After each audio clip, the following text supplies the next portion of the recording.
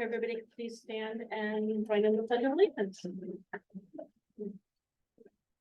Allegiance to the flag of the United States of America and to the republic for which it stands, one nation, under God, indivisible, with liberty and justice for all.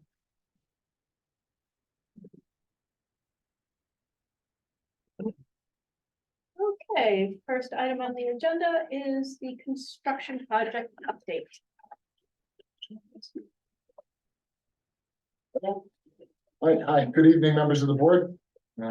As always, thank you very much for the opportunity to present to you our capital project update. So just a very quick note, just to orientate us, this update, what you see here, this is for the month of July.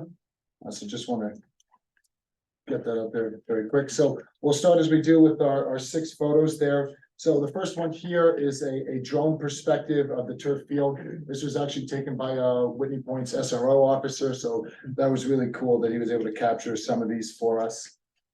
I don't know how. And you can actually, by zooming in here, you can see him spreading the rubber pellets and the sand on the field. Yep. That's what that vehicle would be. You're gonna scroll to the right. Okay, yep. So to the right, this is a photo, exterior photo from the concession facility progress, which we did have an opportunity to tour the board through just before this meeting. A little bit further down, so the second row photos, both of these are of UPK. So the one on the left is the drone, the top-down view of the UPK addition, and then the photo to the right is kind of a ground level view of the foundation progress. So really, as we were able to show the board before, the key difference here is all those forms around the foundation have since been stripped off. So the next steps, well, I'll let Sean, you can talk about the next steps later in the report. And then finally, the bottom row of photos. So the one on the left, that's the CEA main office renovation progress. And then the photo on the right is the brand new high school stadium scoreboard, which looks really, really sharp. Okay. So getting into the report, the first section we'll review is the project issues and concerns. So starting first with the critical issues. So number one, at the high school stadium. So this issue here pertains to the track surfacing. One of the items that we, have advised the board and the district before is that the surfacing of the track is an extremely weather dependent activity. Both temperature and moisture can outright just halt operations. Unfortunately, that is something that we've been experiencing with all the rain lately. It has delayed the track surfacing application, which in turn is kind of pushing the overall completion of the stadium itself out a bit. So as of now, we need about 10 days of consistent dry weather, but we are projecting a completion there of 9/1. So that's one of the issues that set us back there on the track. The second point, the concession facility. So the concession facility is admittedly behind schedule. This is due to a variety of reasons, some of which being the selections, unforeseen conditions, that being electrical feed that was running right through the foundation of our building, which set us back while we had to reroute that. And then lastly is some manpower constraints. So as we'll talk to you a little bit further down the report, manpower constraints are kind of curtailing some of our abilities to advance work in multiple areas simultaneously. And we'll expand upon that in a little bit. And that's not just anything specific to our project. It happens all over this time of year. Sure. All schools are torn apart and there's other projects that are going on, which draws on the labor force. So we're working through it. It's a contributing factor. All right, so the third one then, the CEA and the high school. So this critical issue pertains to the glass, so the doors and the glass. So first of which, the doors itself. The doors we won't have the permanent doors at school opening, but we will have temporary provisions in place. We've collected some excess doors from our GC stockpile and then some that the district had laying around. So, we will have doors on all frames at the start of school. Tracking wood doors are about last we had heard about a 14-week lead. So we were told the order was placed August 1st, meaning that those doors should arrive beginning of November. Hollow metal doors are on site, so wherever we have hollow metal doors, those will be in place. And then lastly is FRP doors. We do not have a lead time on that yet, so that's something we're still trying to gauge. In terms of the glass for windows and doors, the lead times there range. Non-rated glass is about 5 to 6 weeks, so that should arrive in the next mid-September. And then rated glass is 8-week lead, so just a little bit, few weeks after that. But, yeah. For the start of school, or temporary provision will be to install sheetrock. Like in a side lane, Plexiglass. similar to the door here, where there's glass on the side of the door. We're just gonna infill with sheetrock for fire rating. And then on some of the interior doors, we've got some plexiglass that we'll be able to put in. The temporary doors that they have, so it's kind of a mixed bag, but will function. All right, so moving on to the AC units. So the units are here, they're roughed in, the piping's there, ductwork's there, everything's insulated. It's just one of the controller components that is on back order. So something, as similar as a simple component really renders the whole system unusable. So as of our Thursday meeting, Pachano did not have an ETA on when those would arrive. But we have worked with the district to kind of develop a plan where air is gonna move, air will be moving throughout the building. But in just like the main office space, they won't have conditioned air. That's all. And that's the only space that would. Yeah, it was the nurses room. too, The nurses and the cafeterias at both high school guidance. And then the server room here as well, but, Yeah, but not like the whole building. Right. Yeah. No. So have we taken a little time to maybe buy a few fans in case those spaces seem a little warm? We have adequate fans and, I mean, these were new air conditioned spaces like the nurses, room, which wasn't air conditioned before. Main offices, we're still gonna have air conditioning like a conference room right next to an office. So again, just opening up some doors and letting some air Make it- circulate will be good. for the Thank office. you, Zach.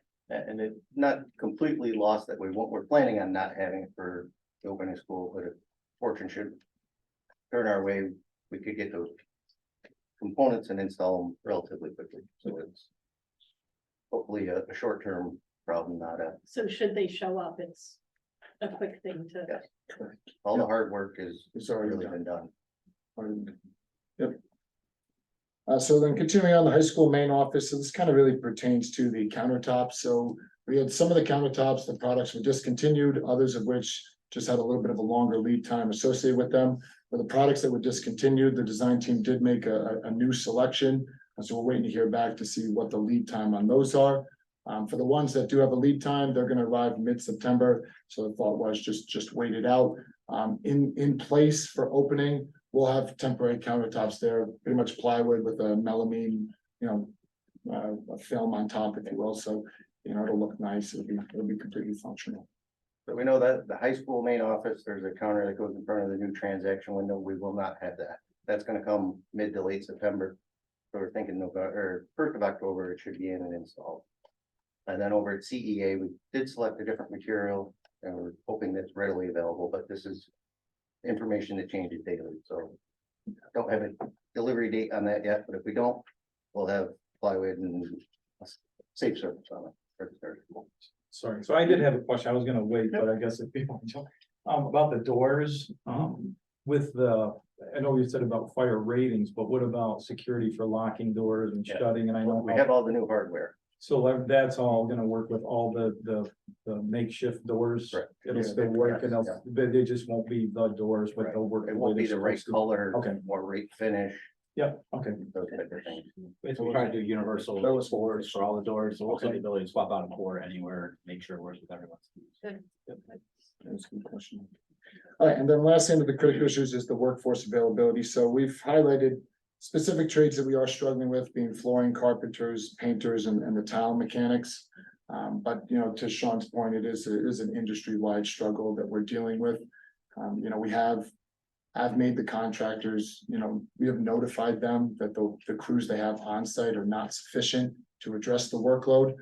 So, we are waiting to see how they react to that. And if they will, up their crew sizes. Right, and we did work last Saturday, plan on working this Saturday. And the following Saturday. Crews have been working extended shifts too, so, pulling 10-hour days, so. Yeah, it's been a very busy, month of July. Even though the numbers aren't where we'd like to see them. They are putting in effort to try and, Mhm. make up for that lack of additional manpower. They're humans. They need to still sleep That's right. Yeah. and have a break. Yeah, it's tough work. But they contracted for a service that's supposed to be done at the deadline. I'm gonna parrot Brian, who's not here. So under the concerns section here, so the first of which, the high school cafeteria floor, so this is, so.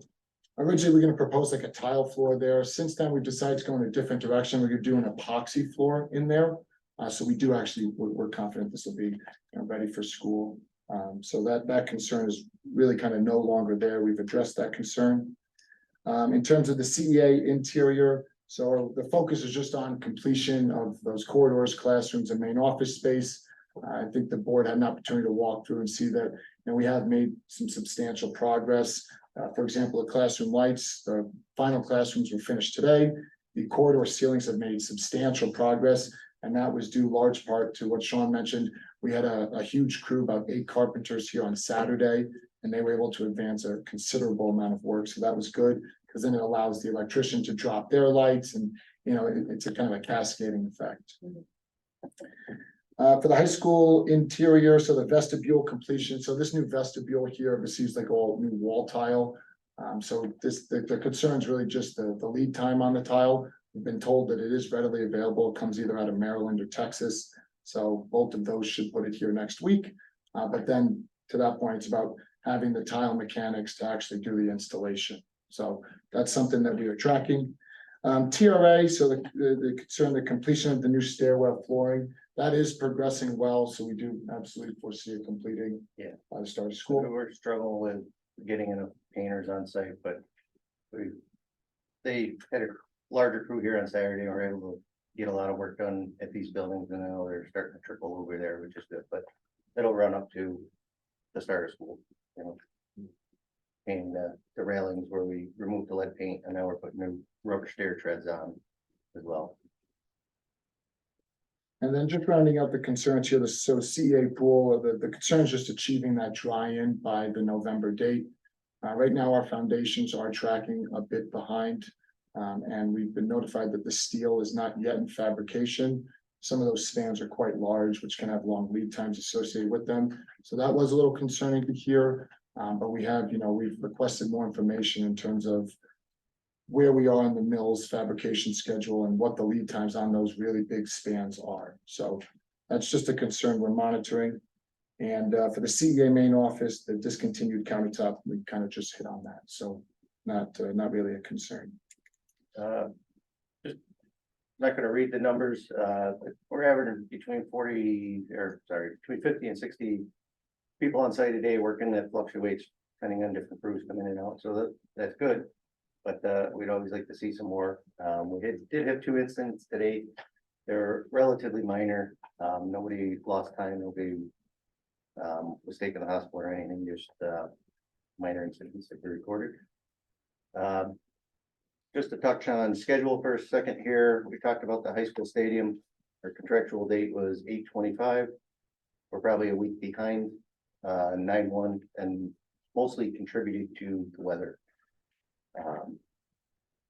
Concession facility, we're contractually going to be 8/8, but with some of the panel delivery lead times that actually was never really going to be possible. So end October, we're looking for completion of that concession facility. If we can get it sooner, we will. High school interior renovations, we should be wrapped up. We're going to have some exceptions. Doors, counters, everything we just discussed. But should be substantially complete by 9/1. And then largely the pool addition, still on track for that. I know we're a little bit behind in a couple areas, but we should be able to make up ground, and it's not any cause for panic at the moment. CEA interior renovations, by and large, hopefully by the end of next week, we're substantially complete, but there'll be, parts and pieces that we're still working on up to the 1st.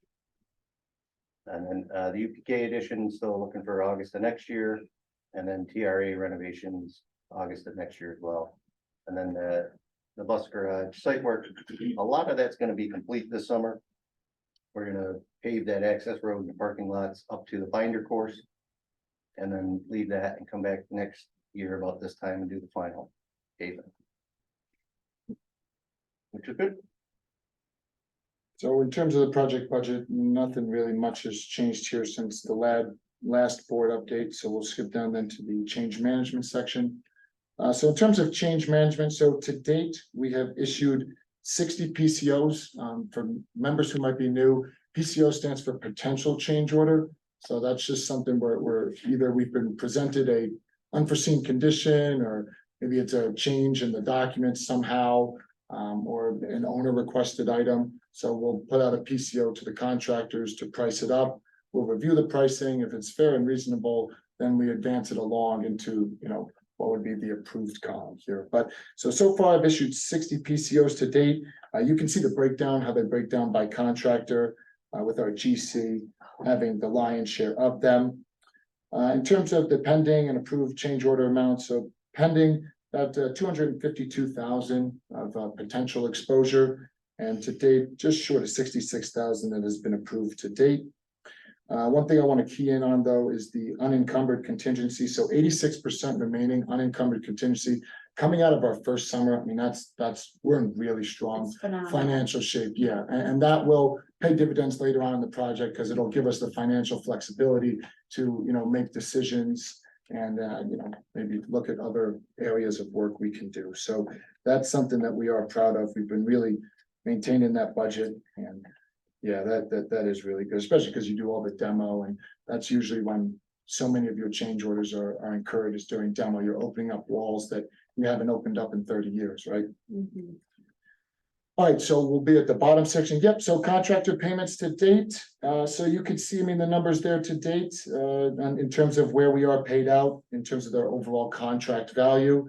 In terms of the sum of all of the contractor payments, we're about 36% paid out to date. You can see FAS there, just short of 76%, with a lot of their work being at the stadium.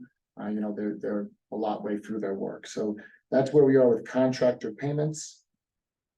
In terms of the district purchase orders and incidental payments, so the sum of the POs, so district purchase orders, PO stands for purchase order, just short of 28% paid out there.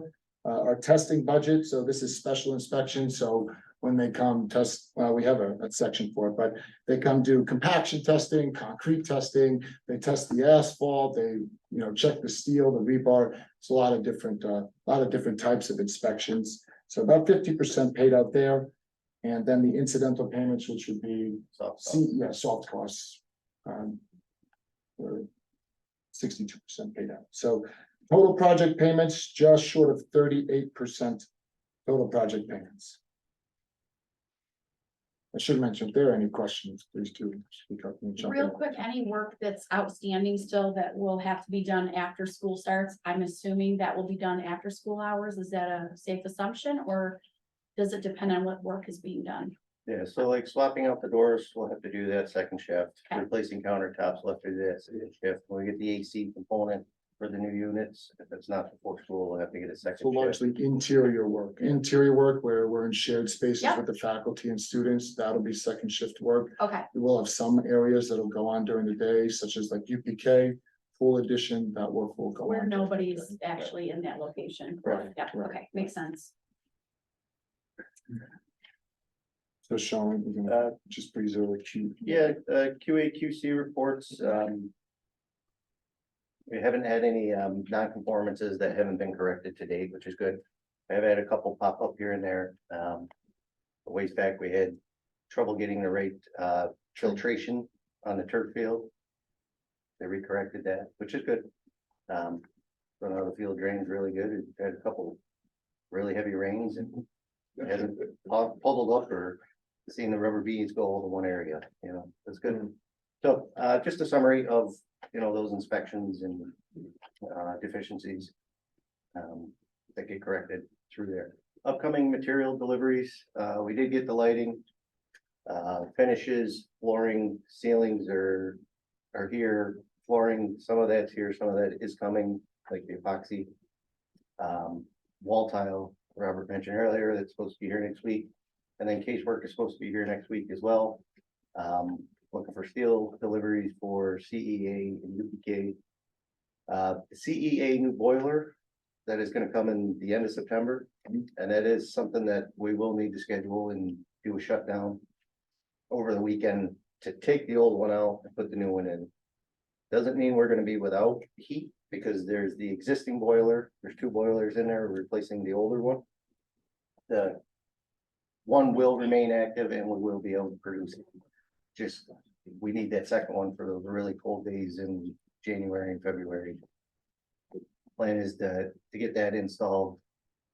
Hopefully it shows up the end of September like it's supposed to, and probably look to install that maybe Columbus Day weekend.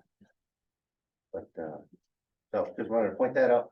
And then, power panels for the press box and the concession facility that will power the press box, concession building, and the field lights. The end of September 26th is what they're telling us now. And that had slipped about a week. So hopefully it doesn't slip anymore, and we'll be in good shape to get the lights up and running for the first. Because ultimately those panels are the key driver for the concession facility, so that's just important for that. Upcoming work. Upcoming work, as you can see, concession, or sorry, the stadium track surfacing, asphalt paving, there's a little bit of top coat that needs to still go down. Some of the site fence still needs to be put up down there, and then sidewalks will be poured around the concession building next week. So it will be finished and safed off, so that when you have your first game events there, concession building will be locked up.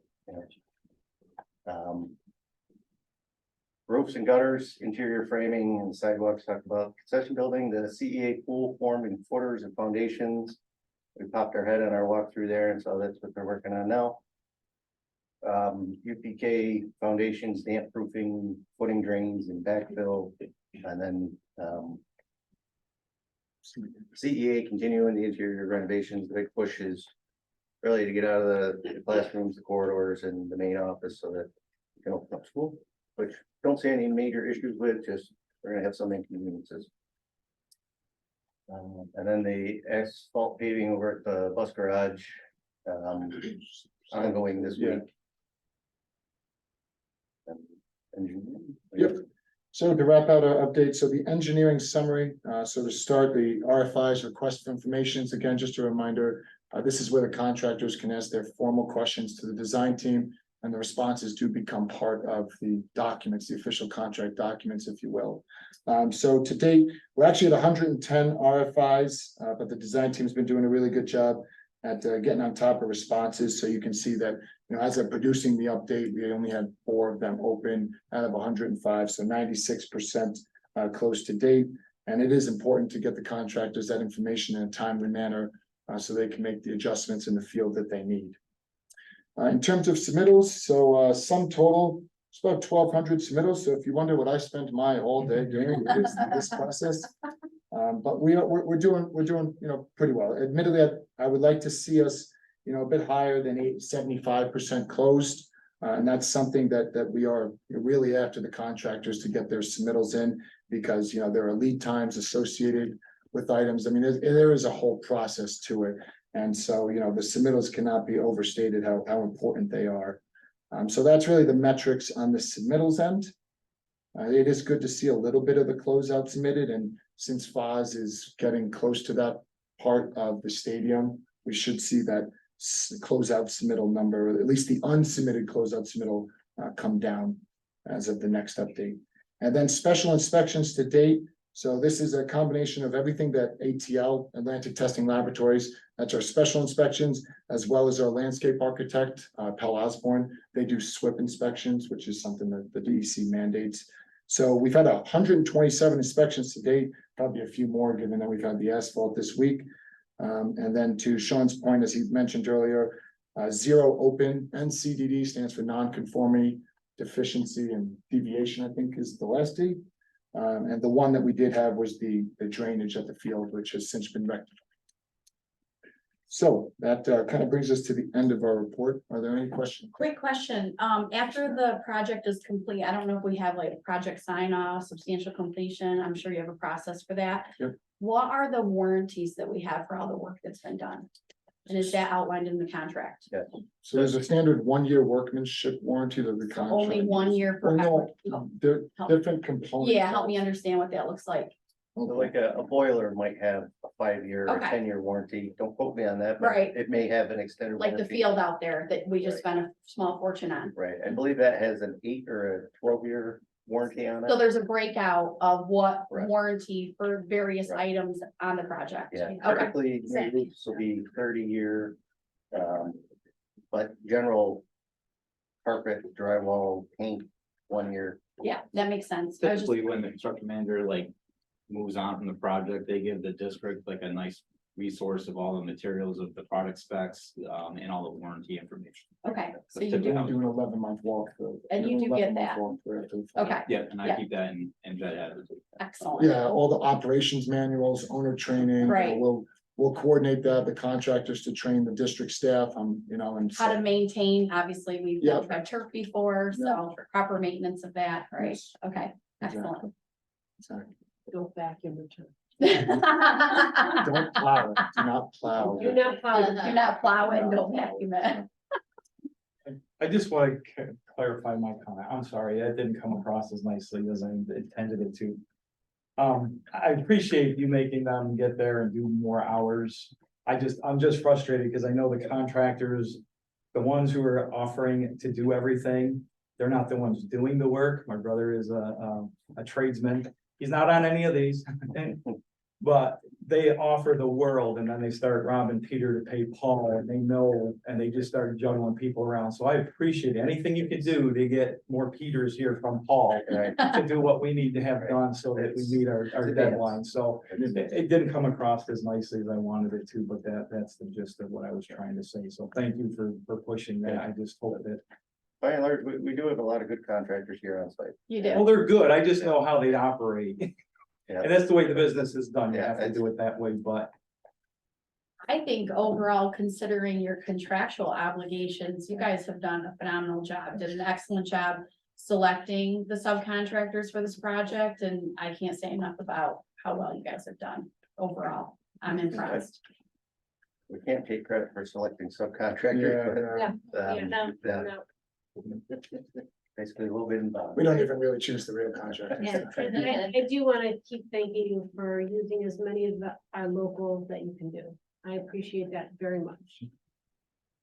Which I'm sure partly has to do with the fact that they're willing to bid on jobs that you guys are managing We don't- yeah. because you have a good working relationship with them. Yeah. Appreciate that. I They think there's some- appreciate the communication and coordination. They like having like, there's a path for them.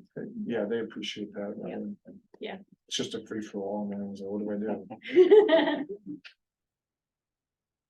Any other questions for Turner or Ashley McGraw? We're pretty quiet during this presentation, but Just for some quick clarification, back to the concession stand early on. Underground utilities, you said were encountered where the foundation was being dug. Yeah. How did that happen? So there's. The well pump feed came out of. They used to be the red barn, the pole barn. Yeah. We thought it was fed from the high school. So when we were digging for the foundations, ran across conduits that.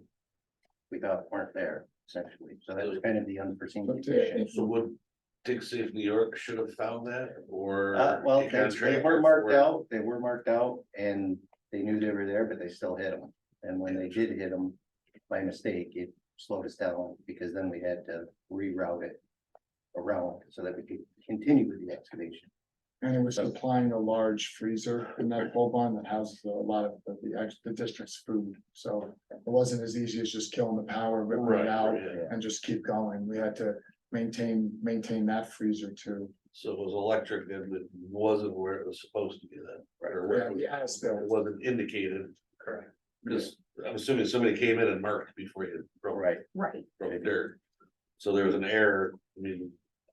They got their sensors, but the accuracy obviously is. And they knew it was there and still hit it, but we didn't think it was the feed for the well pump in the concession building or the pole barn essentially. Yeah. and if you- Stuff like that happens. You find a second wall. That's You Yeah, find, stuff like that gets people killed too. That's true. but An you excavator through a supply. but you also find, a 4,000 gallon or 400 gallon 10,000 gallon, yeah. Septic tank halfway underneath the building. I wasn't even there, but they didn't even know it was there. So, stuff happens. Oh, yeah, I agree, they didn't know. We'll have as-bills now, won't we, Zach? That's right. As-bills. Look at Greg over there. On the contract. That's part of your closeout you're asking about. Yeah, we obviously, we ran into a snafu, with the pool. Sure. Because we didn't have an as-built and we wondered why there was additional costs and you guys would have never known that. I mean, those things do happen, but it's important to document it. Sure. For future, right? Oh, yeah. Yes. We won't be here for that future, but somebody else will. I'm sure I will. Well, nice job, guys. Thank you for the update. Looks amazing. Thanks for Thank you very the, much, and the thank you for the tour, that tour. was really nice. I appreciate it. Really like being able to see it. And this is fantastic, but that's even better. Thank you. Thanks, guys. Thank you. You guys have a nice evening. Thank you very much.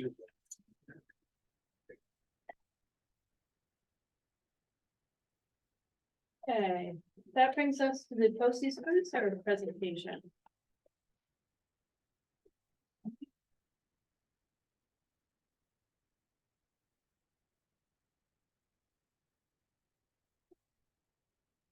Hi, everyone. I don't think I've met everyone on the board. I am Annie Kudak. I'm the Senior Food Service Director for Broome BOCES.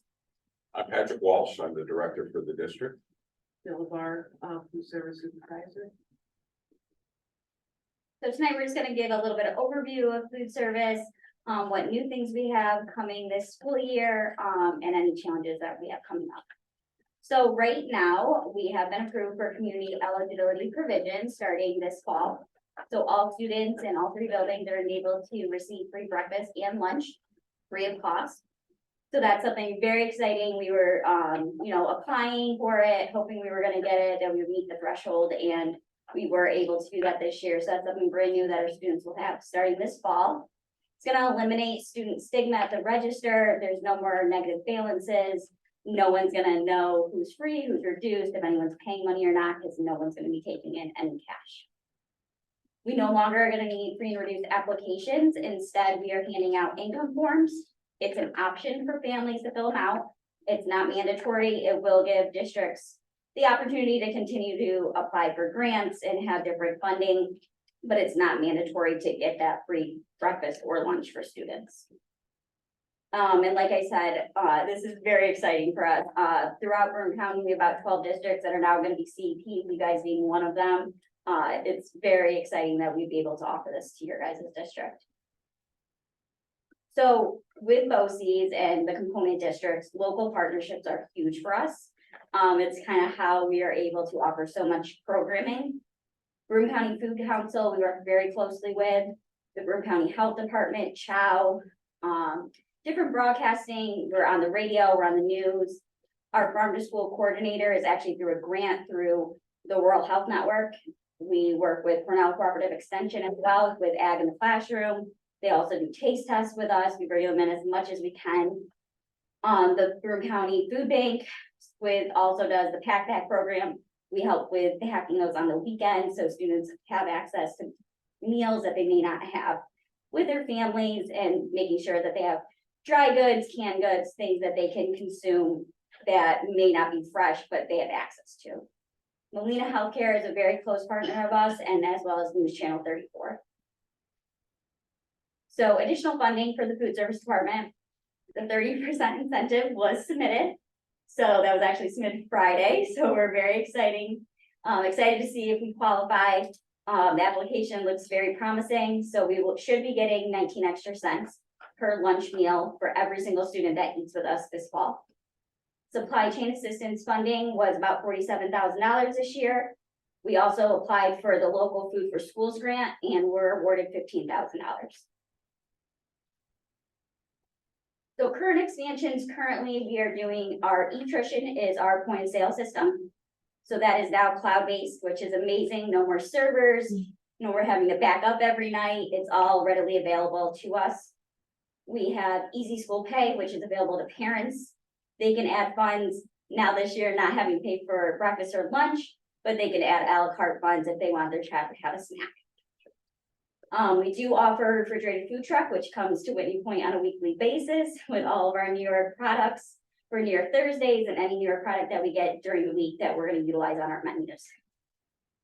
We want to continue to further the cafeteria, the classroom, and the community with farm to school. So we were at Dorchester Park this summer doing taste tests. We go into your guys' cafeterias on a regular basis, trying to offer new recipes, kind of getting student feedback, we do surveys, trying to really engage with the classroom, the students, and our cafeteria staff. We do offer employee training, we have mandated training as well as new staff training. And we really are trying to ramp that up, having that hands-on culinary experience. We offered that last June. And we want to grow on that. So we want to potentially offer that yearly to our staff so that they're continuing to get that hands-on training where teachers and different administrators have that on a regular basis. We would then be able to offer it to all your guys' staff.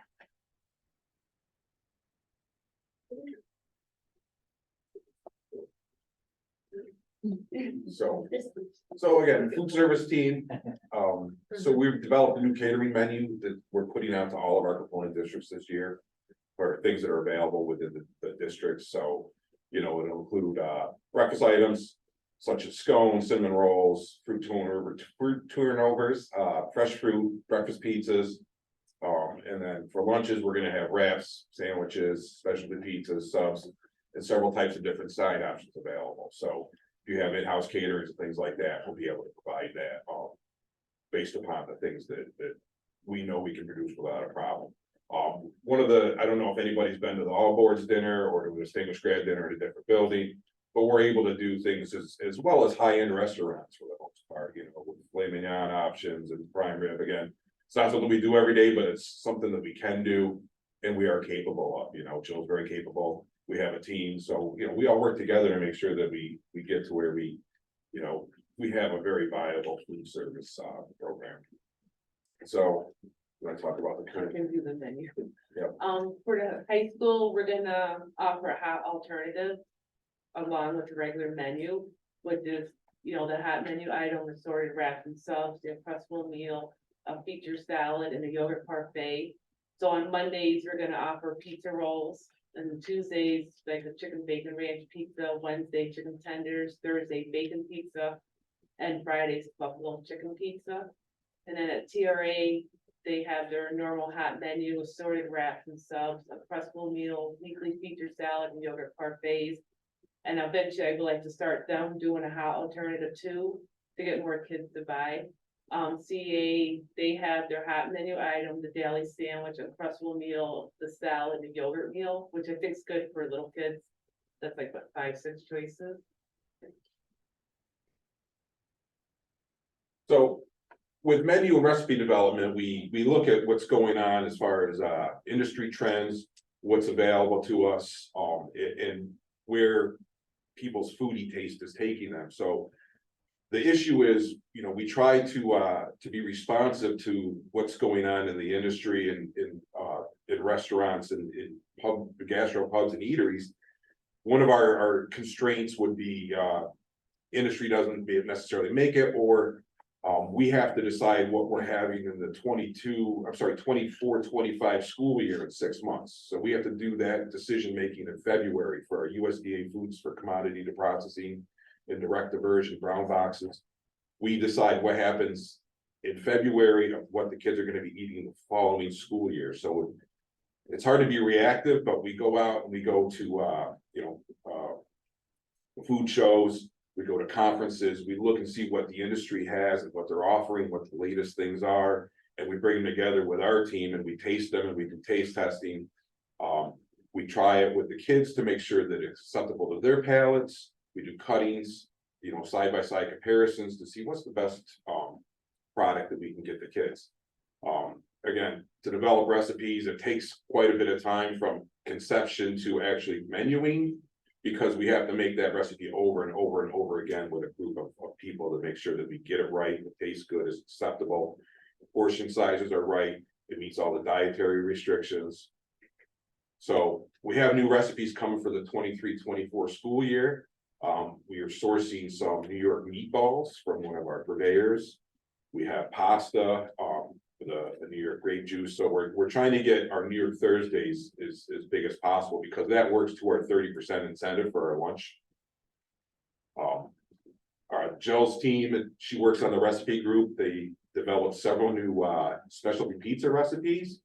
So we can offer the kids something different on a regular basis, so that we're applying, appealing to all of their dietary wants and needs. So we have a breakfast pizza, the pepperoni garlic bacon, the chicken bacon ranch, veggie, white garlic, taco, and a buffalo chicken. So also with being trends that are currently going on, we have vegan options available. Now, with this being said, if a student wants those options, then he's gonna have to come down to the cafeteria and let us know. We can have them available, but they're so expensive, you don't wanna make them and then not have the child show up. You know, if you make 3 or 4 of them and you sell one, then you're kind of throwing money away, and we're not proponents for that. So we wanna make sure that we have a good dialogue with the students, and if they wanna go with this option, it's readily available. So this is a new item. We have a mac and cheese that's homemade from scratch, with a side mini corn dog side. It's it meets our meat and grain equivalencies. We have salt potato recipe, very low sodium, mind you. That's one of the things, we call it salt potatoes, but to hit within the nutritionals, we have to be very careful with that, because it's a weighted average over the course of the week. So this year, we have on our bid, we have our walking tacos, we've got the tortillas and the Dorito bags that are shaped so that you just tear the top off and add all the components in. Samples. So we haven't got them in yet, so, but definitely come in and I've been have doing lunch with walking us. tacos with my students for about 10 years. Very convenient. So we have a Southwest salad with chicken, with beans, with beef. Chili cheese tots, the new recipe item. Wow. You guys got some really good new recipe items. So, and it's been a, 2 years process to get it from there to here, and we're really excited to be able to unveil it this year. So again, we want to drive participation, we want to have the children have alternative ideas and stay paced with what is current. So again, one of the challenges I mentioned, product shortages, discontinued products. Some of the distributors will just sub items in and send them to us, and they don't tell us until we get them, and then either we have to refuse them at the door and go to plan B with what we either have in the barn or on hand, or we have to try to source it from another. If it, was it supposed to be a Tuesday delivery, then our Thursday delivery, we'll have to add to that and bring it in. So again, there's been supply chain issues, as your Ashley McGraw went over before. Some things you want to get, you ask for it, but they just don't get them to you. Less frequent delivery days. Also, they've increased our minimum size orders. So now where we used to be able to order stuff once a week, now we might have a $600 minimum we have to bring in, so the truck won't come to the building unless you order enough food to cover that. If they come to each building, then you have to have enough to get the truck into there. Again, menu changes. This year we're going paperless. We have all digital menus, so we're able to utilize our My School apps. Luckily this year, our staff shortages, we don't have any right now. Again, we're looking to start the school year with fully staffed. We're very happy about that. We better knock on wood for you. I'm gonna do that right now. Well, every day, things change, but again, people want to work up here, and it's great. That's great. So most of our districts do have an increased amount of vacancies, but one of the other issues is salary discrepancies, because we're competing with every fast food chain, every mom and pop grocery, everybody that's employed in the area. So, we're trying to, again, we're civil service bounds, but we're trying to get our pay scale as high as we can. It's hard to keep pace with inflation and or the minimum wage, because they jump on a pretty regular basis, but our food costs is still jumping, and our income hasn't been keeping pace, but we're doing the best we can. I mean, we're supposed to be a break-even operation, and we've been that, so we're very happy and proud of that in this district. So again, we had a negative fund balance coming out of the last school year. That will go away with our CEP. One of the things that, we're able to do, but we don't necessarily have to do, is if somebody gets in the rears, we're able to mail letters home or send emails to the family. For the most part, we didn't do too much of that. But you know, we can get on social media and post the fact that we have the free and reduced applications. We don't need applications for the district, but we really want to promote the fact that the income statement should be filled out by as many people as possible, because that'll drive other funding, the Title I funding and things like that. So we'll keep track of all that. That's part of our things that we do. So again, district calendars, paper form, the Rock On Cafe website, paper form, Easy Meal app is going to be digital. So some of the proposed changes coming into us is USDA has been, since the Healthy Hungry Free Kids Act of 2010 came into effect, they've been lowering the calories over the course of the week, lowering the sodium levels. They're talking about restricting milk flavors. I don't know.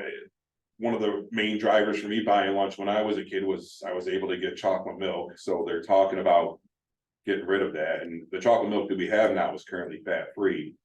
So if they get rid of the flavors, we'll have to serve skim and 1% white. So again, that's going to be based upon what the USDA and state ed decides. So we'll react to that when it happens, but hopefully it won't get to that point, because I mean, chocolate milk's the best thing ever. So do you foresee whole milk coming back? You know, I know that the Dairy Association is lobbying for that. It's a shame. Really? Again, the USDA is gonna be the bus driver on that one. I don't think that it's probably gonna be anything anytime soon, but it's a possibility, because I mean, it's nothing better than a glass of milk after a workout, you know, getting your body stronger and healthier. Sodium levels will be going down, so K-5 students is proposed to be 1,110 milligrams per meal. 912, it's gonna be 1,280. So we've been, you know, sourcing low sodium ketchup, low sodium salsa, things like that. Always a challenge. You take the fat and the stuff, well, yeah, because you take all that stuff out and you lower the flavor, but you increase the price. So unfortunately, you know, we use herb supplements to add to the flavor profile, so we want to make sure that it's delicious and nutritious. I don't mean to keep it.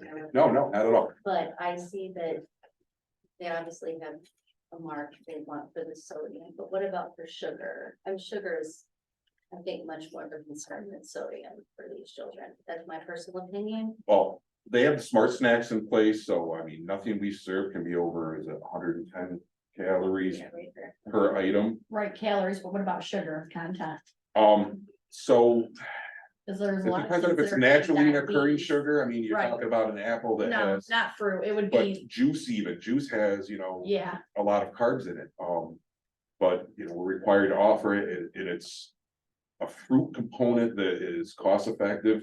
Now, one of the things is we're sourcing, you know, New York juice items, because again, it helps us get to our 30%. But the company that did make it now doesn't make it, so now we're finding a new purveyor that has it. So it's always challenges, you know, all these evolves on a regular basis. The So- USDA regulations that are proposed would limit it a lot more. I wanna the say, sugar. yeah, I wanna So- see it, it's So- at 6 grams or something. So it substantially lowers sugar options. They did extend the comment period, so Yes. they pushed it out for a little bit.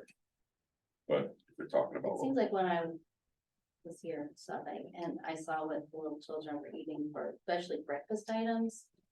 It was all sugar, it seemed like, you know, sugary cereal, sugary Go-Birds, which I understand they love, but, and they would have the apple on the, throw the apple away, they eat all the sugar, just constant sugar, and it's just.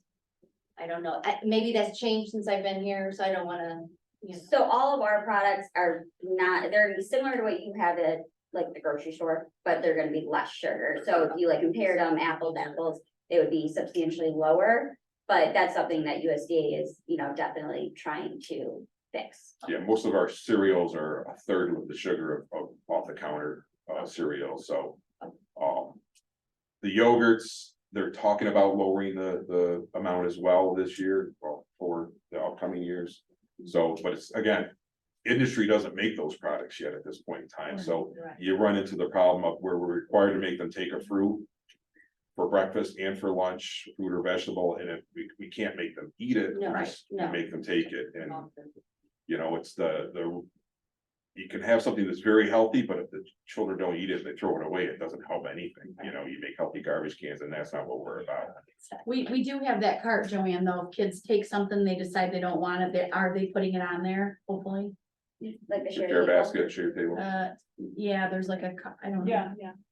Yeah, but I kind of just asked like a follow-up question that, and, you know, because some kids, technically, particularly the secondary kids, I mean, one of the biggest things they say is that they're hungry.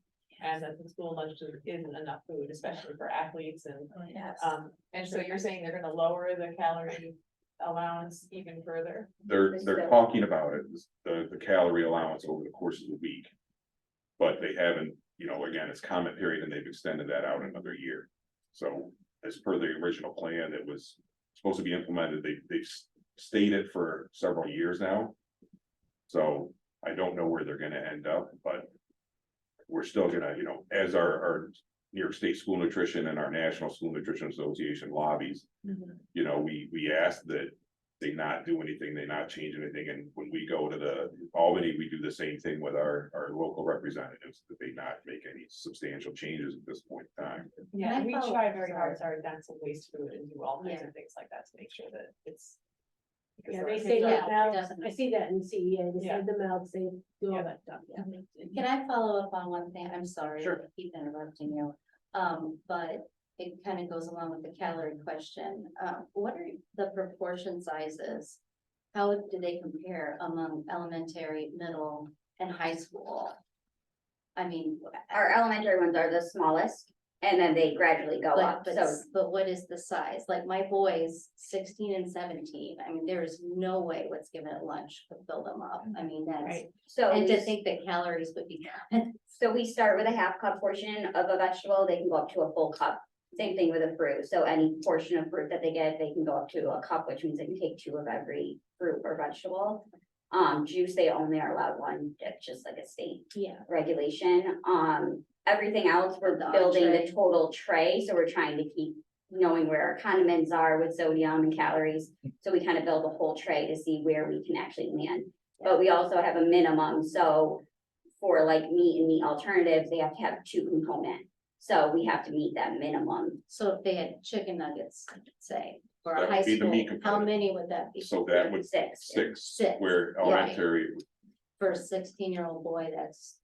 But then you get a But you- grain with it, milk. You Right, get but 2 they- vegetables, if you 2 take the fruits, entire yeah, tray, juice. then Right, Yeah, but could they get an extra 6 chicken They nuggets? can buy it. they can buy it. So it's free, but then they can buy additional if they want. We're not saying no to that. Correct. No, Okay, all right, just checking. We have a la carte sales, and again, Okay, it's one of the things where, you know, we're not designed to make money, we're a break even, we reinvest in the program.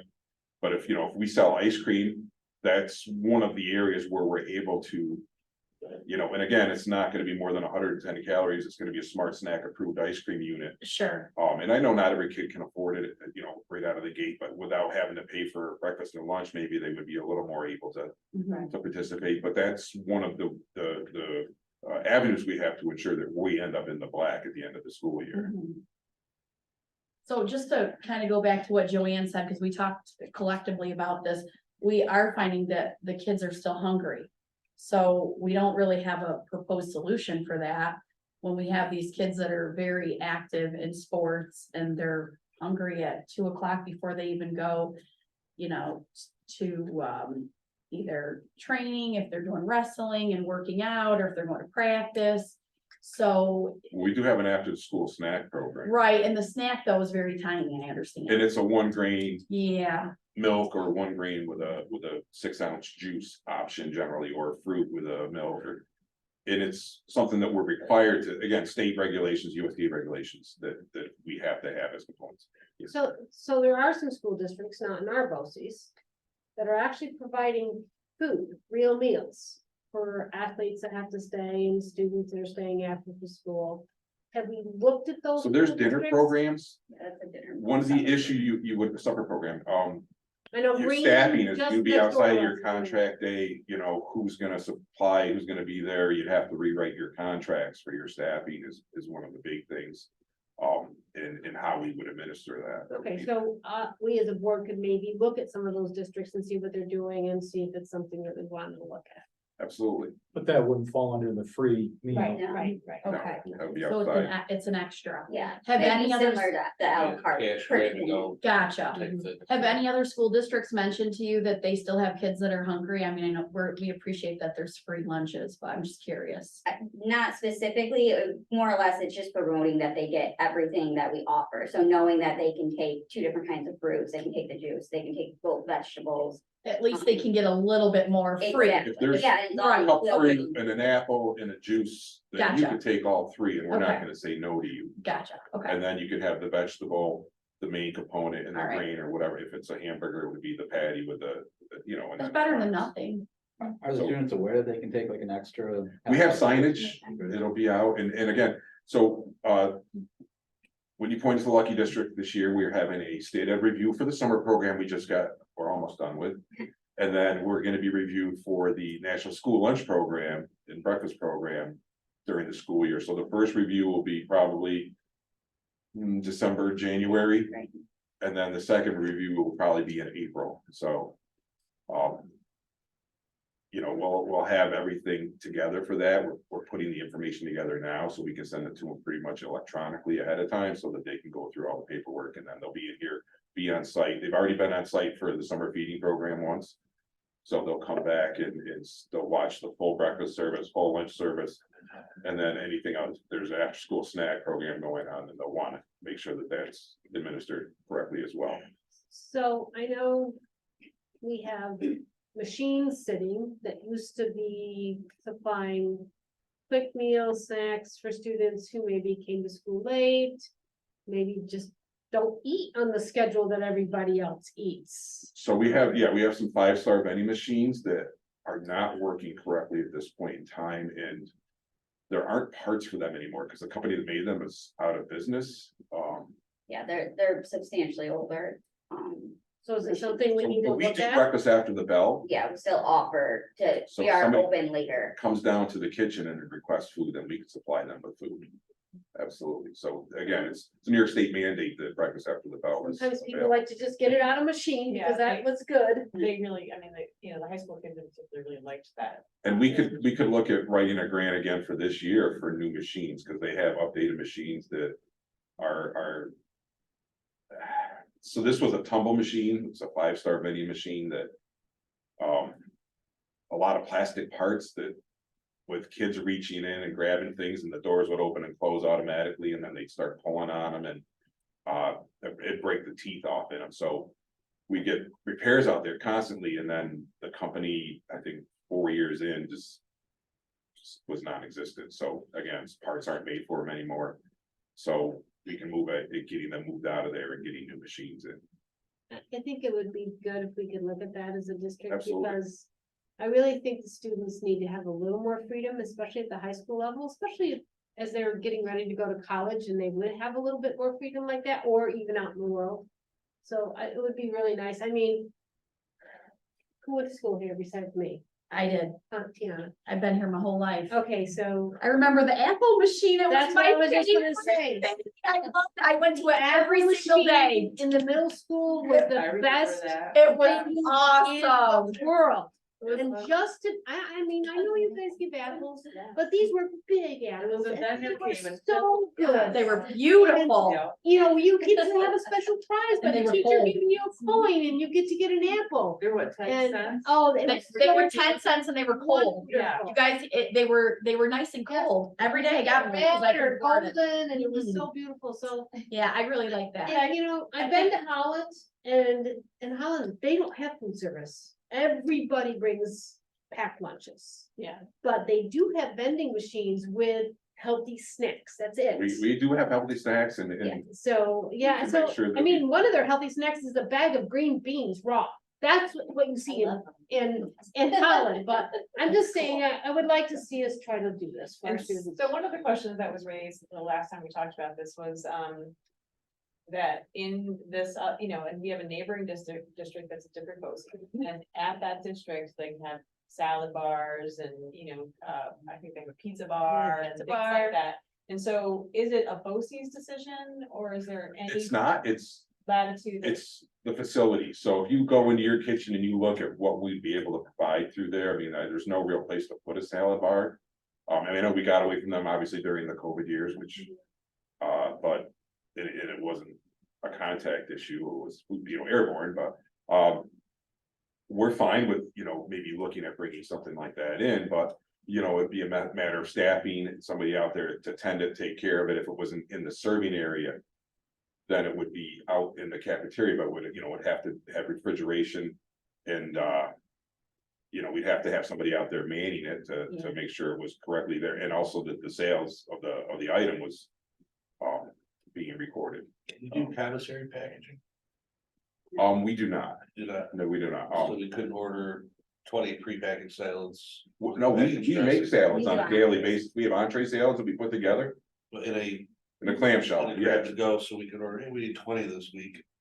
Put them out instead of a stick of the tongs in the salad, stick of the tongs and the, whatever else. you No, put on all your three salad. kitchens, they make, it's called the feature salad, and they're pre-packaged. Yeah, so it And could they're be a offered chef on the sale, club bar. it could be, you know, our We offer buffalo that now? chicken. Oh, Yeah, we do. we sell quite a bit of them at the high school. Oh, at that's shops. great. I think I make 15 every day, and Wow. they do go, the kids take them. So those are like readily available right on the food line. Yeah, that's the We have elementary. sandwich options, wrap options, we're gonna have two hot options this year, just to try to draw more kids. So we then, well, we had a split. To the left as you went in was your lunch ticket line, and then to the right was basically your diner. Your a la carte. Cash line, yeah, so if Yeah. you wanted a hamburger and french fries, today was pizza day. You got the same hamburger that you got Tuesday, you know, same brand, but you just paid for it because you didn't want the pizza, so. Well, that's what the second offering is, but it'll be free, so Yeah. if you wanna get one and then. Get it for free and then get back up and, And go get another one if you're Go still get- hungry, but you pay for it. yes, Okay, gotcha. But if we could look at some vending machines again, that would be great. Yeah. And like, even in the high school, it's like, if all of your classes are on the back hallway or downstairs, you don't necessarily have time to make it to the cafeteria and back. And so having, like, we had vending machines down back that way, and they were utilized all the time. well, I mean, I had. Snack, or are we talking No, about this is, reimbursement? it's the reimbursable meal vending machine. Yeah. I don't think Joe's been down there. I asked what she's like, it's broken, I don't, I just heard, I haven't seen her. I haven't heard. But I'm just saying that that's a really good reason why we're all saying we'd like to look at options for replacing those so that they can be used again. yeah, absolutely, we just, you know, we need the power source and then we need a dedicated, I think we're all set up for them. Lines. Again, my personal reason why I do not like them was the upfront cost is substantial. They were about a $20,000 machine and they don't work 4 years later. so it's about a $40,000 machine now. And So the kid uses the vending, and they go to the cafeteria. It No. They flags can, them. Yeah. they would flag them. Yeah, so they And would then be able to still get two get one meals. meal. But we had one at the high school and two at the TRA, and they were used pretty extensively right up until COVID, and then they kind of broke. Well, maybe the machines have gotten better. Well, we should look at the cost. I don't know if there's We options can definitely get to, cost on them. well, I don't Like think you there's an said- option to lease staff. And Because there's also grants. when you There's lease, some grants. you know, they pay for anything that breaks down usually, right? It's just Yeah. maybe a possibility. to No, I talk know about. Vendication doesn't lease, but there might be other companies that, it's just gotta connect to your guys' reimbursable POS. So that we don't get double dipping, so students don't get breakfast down. the hallway Right. and then one. Exactly. We have procedures in place. It worked very well. Obviously, you guys are interested, we can definitely get some quotes on it and see Thanks. what we can do with it. Yeah. Well, I just think the great. kids are interested more. I mean, not necessarily us, but I'm not gonna use it. right, we talked to the kids and I know that this was something that they would be interested. Of course, they want a coffee bar and all that too. Who But, wouldn't, but right? let's get started with looking into replacing the vending. Yeah. The meal vendors and, see. I what mean, we can do I with can that. bring, I don't know if it's refrigeration side, if that's the case, then I might be able to bring a refrigeration person in to see if he can get that up and running. If it's The gears. the gear side, I might be able to, I'd have to work with Zach to bring somebody in, that would be the only Thanks, But appreciate you that. know, if we had 3 in the district and they're still here, maybe. We can make a good one one- out of all three. or 2 Pretty good out of utilizing one for parts, we don't know, but you know. Make it a shop project. Yeah. Well, I'm sure you could probably, almost 3D print the gears at this point. Technology class, you know. If you print a gear, you get a lunch. Absolutely. Yeah, okay. As Molly was saying earlier with the sports kids, with what you offer and what we have going on now, like a lot of kids that get out of school, they're either home briefly, turn around, come right back, and practice or the game, it's always during dinner time. And it's like they're going to the weight room, then they gotta go to their practice, and then they're getting out at 9 o'clock at night. With what you offer in our facilities, is there a right now solution that we could offer to especially the sports individuals or chorus individuals that are here later through the day? As soon as your concession stands up and running, you can market it. I don't know if there's a right now solution for it. Again, because of staffing, we can offer the snack, option. So if but there's the accountability end of it. Who's gonna oversee the handout of the snack to make sure that they're only getting one? Right. Because we're not allowed to just give it away by the USDA because it's federal money. Right. So we have to have, you just tick for everyone that gets it. You don't have to have a name necessarily, but you have to have the count done right. Right. And then somebody's got a staff member has to be there, not necessarily food service staff, but somebody that we train a little bit, with our civil rights training and no denying on all those rights that we have to have out there. They would just have to make sure that tick is done and there's only one per person and all that stuff. Can I just put, but if we got the vending machines going, and say the students didn't do their breakfast, because maybe they eat breakfast at home. Do they still have like a, There would be a cutoff date or cutoff times, and we Yeah. would have to do a switch over too if you wanted breakfast. We'd have to send a staff member down there with a cart, take out all the breakfast items, load in the lunch items, and then come back upstairs That's too and much. store I them. think we just did breakfast in the past. I think it was just breakfast. yeah, I mean, well, I was just wondering if there could be something like that for athletes, and like, oh, let me get this meal, this meal, but I don't know. Yeah, I'm not sure if the cutoff would be for lunch time. Well, you have the state mandates, you have to enter it every year. I wanna say it has to obviously be done by the end of the school day. But I don't know if you're allowed, how many hours you're allowed for lunch service, if you can do it with a 4-hour stretch. The college is like 2 hours after the food arrives and all that stuff, yeah. right, yeah, we're required It'd be nicer than them running to McDonald's all the time. to have a start and end time. Right. To be within that window, because if the state comes in to audit us, they Right, wanna know yeah. that. They're not gonna be here until 6 PM to make sure that Right. nobody's getting a meal. So out of curiosity though, could conceivably, I know it can't be free, but could there be an option for kids, at the end of the day where they pre-ordered like a wrap or a sub or something, and then they could just, and then potentially they could buy it, have it for later on instead of going to McDonald's, and then we could just, Take it off their account. yeah. That if they preload their easy school pay, then yeah, we could look at doing something like that. Yeah. But so you have And to then keep it somebody out. hand it out. But yeah, you'd have to have But somebody we'd have to there. have some kind of, yeah. like- What about a digital place locker to keep it. system? Do you guys scout for anything like that? Don't have anything like that, especially refrigerated. Yeah, I was gonna Yeah, say, that's then you true. gotta be careful Yeah, about because the food goes safety. bad, We and then have- somebody we have has to it in their figure out- locker for 3 days and Maybe eats it some, you know, later. coaches could help out, you know, like Yeah. something. Yeah, that's something for us That's to a look nice into. option. Yeah, and I think the only other thing that I wanna bring up is like, I know that you do a snack and you said it's usually a green and a fruit. Especially, Or milk, yeah. but there needs. And I know you guys don't make the decision on this, but you also can advocate further up. There needs to be a protein in that. There needs to be, So we- especially for an athlete. We can substitute the grain with like a cheese stick. But we can only do, again, one Yeah, protein component or a yogurt, yeah. something like a 4-ounce yogurt, so that would be equivalent, which would have the sugar in it. And again, Right, and but, it wouldn't, It's not substantial enough for the athletes, Well, if you will. but no, Right, but it might be better, than nothing. And maybe what we need to do But they is would figure kind out a way to pull the kids who do take advantage of the snacks to say, What do you wear? what do you guys, what would you want? Yeah. right, and as a food service core team, we did send out a survey to all of our component component districts for kids to let us know what items they really like, you know, what was their least favorite, what they'd like to see more of.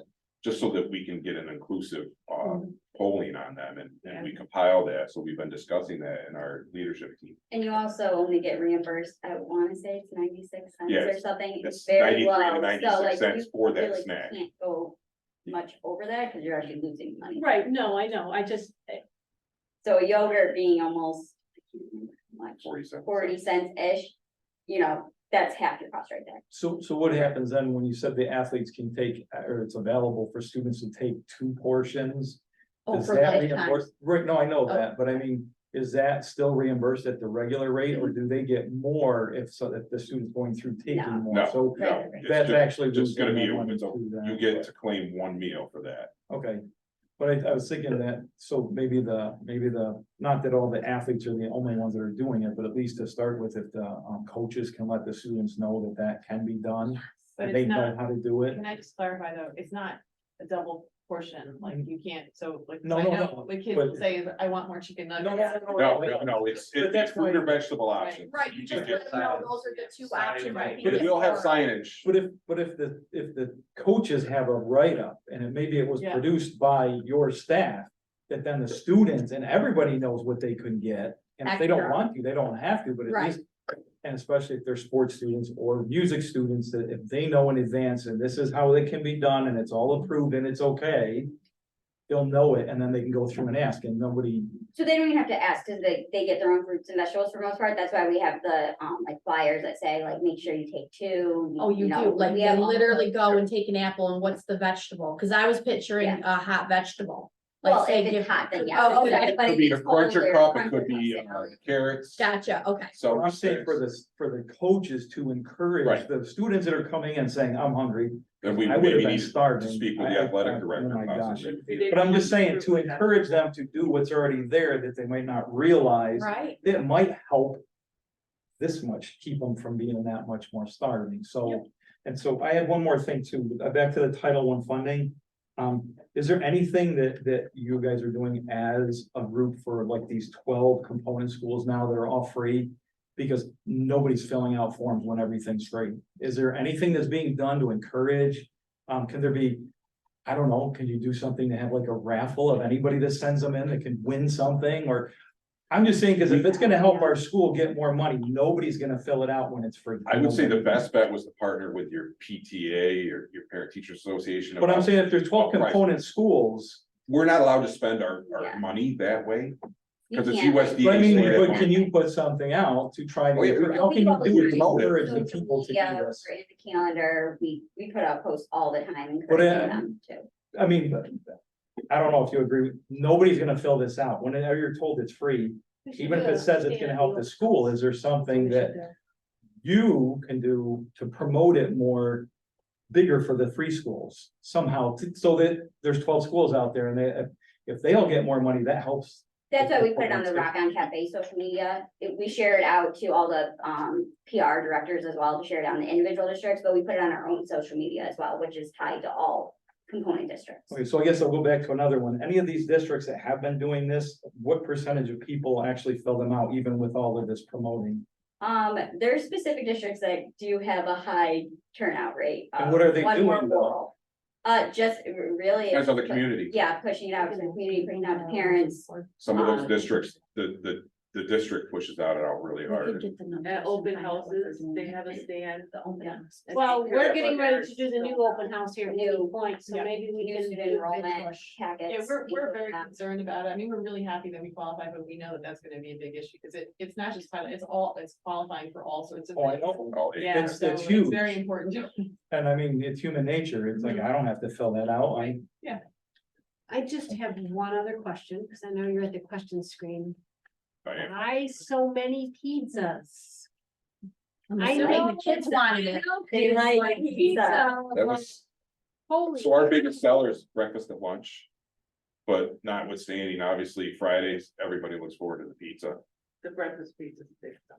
Well, I can see breakfast pizza I and don't having think it's that good. available, but then you have like 4 days worth of pizza and I'm like. One thing we look for Holy though, cow. especially if we want them to be eating, we want to serve them an alternative that we know they're gonna really like.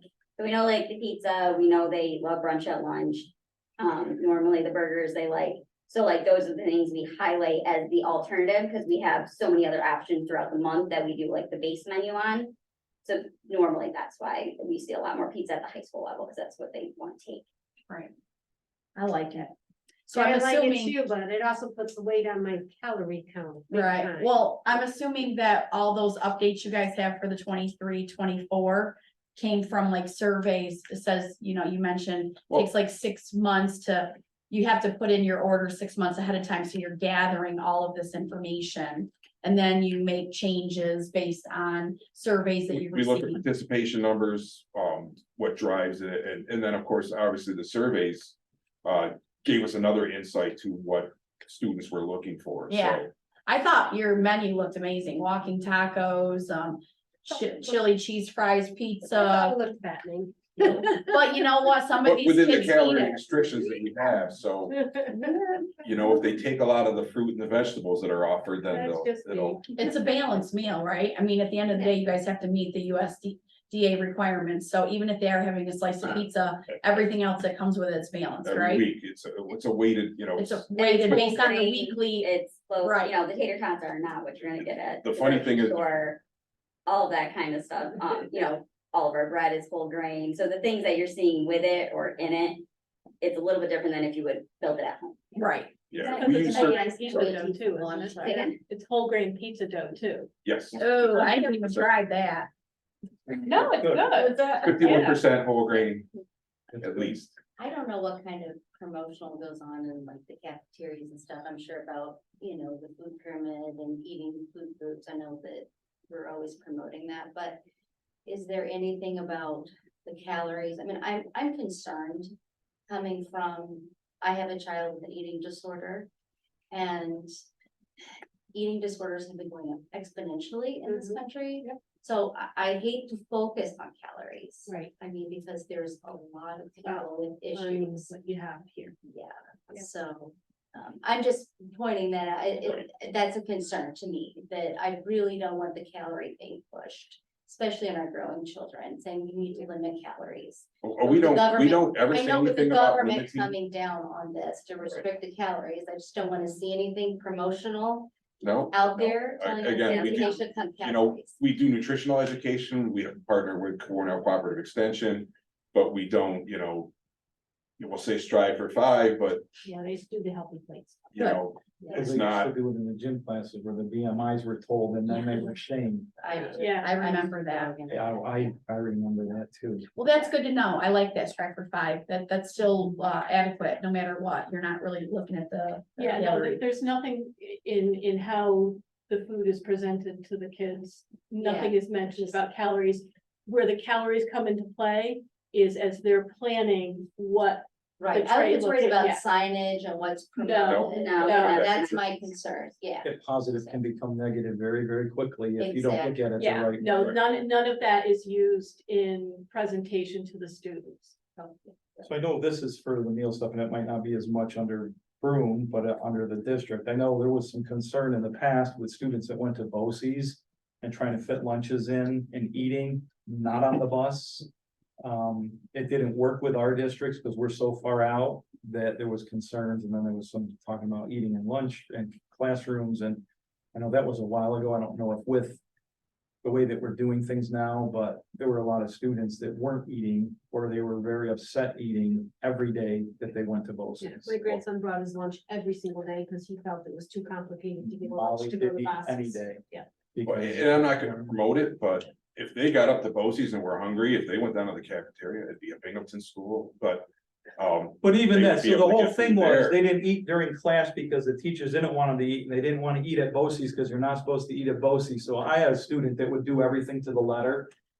And they you're not wouldn't supposed eat, to eat on the So you bus, don't so you come could early? grab something and eat on They the could come bus. early and get lunch. but they were in classes because they had full schedules and they had to get Yeah. everything in before they went to BOCES. So Alright, yeah, I'm we just don't- saying that I don't know if that's the problem anymore, but it was a huge. We could, you could talk. to They the can eat on the principal. bus, but they were concerned about food allergies and stuff. That I know my Oh, daughter there's was other very students. concerned Yeah, about makes food sense. allergies Yeah. and then eating. Well, So, so anyway. there was a time when it was terrible. It's Yeah. better Okay. now. It's not, there's still Okay, a time crunch though, so, you know, because we're far, you know, it takes our kids a long time to get there, but, okay, you know, we try to reinforce with them that nobody can be deprived of a meal, they can be let out of class, although they internally still feel that pressure, I know. they can't, they Yeah, didn't wanna I know. leave class. But there's also more Class. time for them to eat, Okay. it's not the same as kids Okay. don't go to bus. Okay, that's good to know.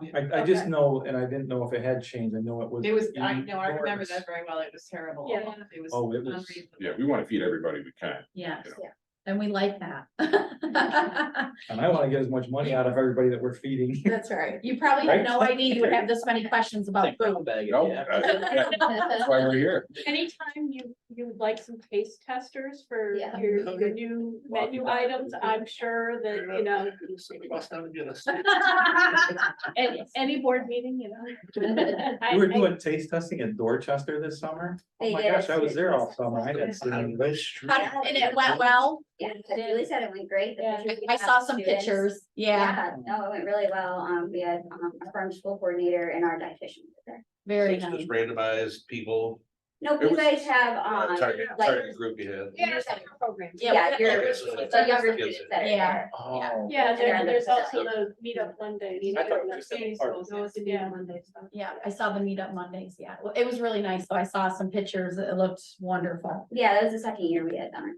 Well, thank you guys for everything that you do and keeping the kids fed. We appreciate it. And this was very informative. Appreciate it. Our pleasure. Thank you. Yeah, And at this point, we probably need to move on to the rest of our meeting. thank you Thank guys. you. Thank you. Thank you. Answering all of our questions. We appreciate it. Okay, we do have a need of a executive session, Very sorry, to be very quick. to hear discussion on, Personnel and, contractual. I know. Okay, may I have a motion? So moved. Thank you, Chris. And a second. Second, Thank you, Tiana. All those in favor? I. Any opposed? Any abstain? Okay. We will be back as quickly as possible. Yeah. Yeah. Yes. Yeah. It's probably locked down. Yeah. Yeah, Yeah, but that has magic, doesn't it? Oh, Molly, I agree with you. I was in the Boilers there. And that when I was just. Tiny. I'm really gonna keep the whole house by kind of.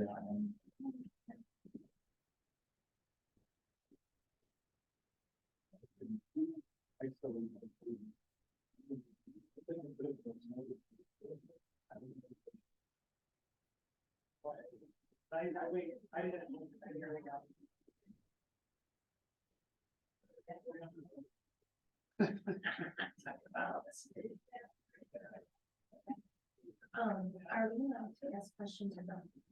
I was just thinking that. No, I'm not here as a public, as a teacher. And certainly, and the thing here, they will be a time will allow. Yeah, I just had a specific question of the limiting calories throughout the week. So the calories would start higher in lunches. And then decrease through the week. Is that what that is? Or? That's what I. Sure. Oh, yeah, I've done lots of speaking, lots of presentations. That's for sure. During the time when you can speak.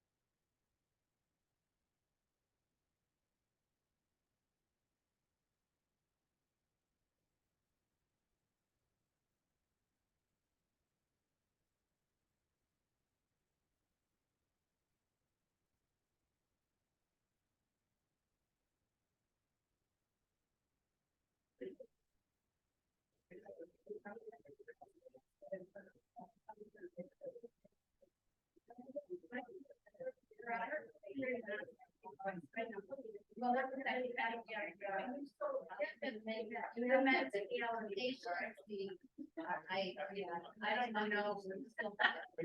Really not. I don't know, we get a lot of people who are waiting for me. Well, that, Right. The classroom is a little bit easy. Yeah. Now it's getting colder here. That was cool. no, my ears are still burning. It's not- That's because it was warm in the other room. Yeah, it was. Okay, we are reconvening into regular session at 7:41. Correspondence, there is none. Policies for first reading, there is none. Policies for second reading, there are none. That brings us to our first opportunity for comments from the public. Please remember that there is always a second opportunity towards the end of the meeting. Ladies and gentlemen, we are about to convene into public comment period for our meeting. Although state law does not require us to hold a public comment period, we have chosen to do so because we believe it is crucial for us to hear from our community members about their concerns and issues. Having said that, please note that the board is here to listen. The public comment period is not designed to be a discussion. Accordingly, please do not expect the board to respond to your concerns and questions tonight. This is because we take your concerns and questions seriously and want to have sufficient time to process and research issues if need be. We will, however, respond to your questions and concerns at a future meeting or have the proper staff member get back to you at the appropriate time. The district clerk will be keeping track of questions and make sure that they are passed to the appropriate people. I also want to point out that under state and federal privacy laws, we are unable to entertain any comments or questions about school personnel. Please know, however, that we take personnel concerns very seriously. On these matters, we would ask you to go through the appropriate administrative channels. Finally, we recognize that right now our nation and our community are polarized on a number of issues. That said, we want our school board meetings to serve as an example to our students that members of our school board and members of our community can deal with controversial issues in a civil manner and demonstrate mutual respect for one another. In that spirit, we will insist that all speakers and members of the audience maintain civility and respect for any divergent views that others possess. We ask that speakers please address their comments to the board directly rather than the audience. In the unlikely event the meeting becomes unruly, the board will recess the meeting and return once order has been restored. The board will now entertain public comments. Each individual speaker is allotted 3 minutes. The individual time limits will be enforced so that as many members of the public who wish to speak may be allowed to do so. Please state your name and residency before you begin. All that being said, we have 2 community members here. Would either of you like to speak?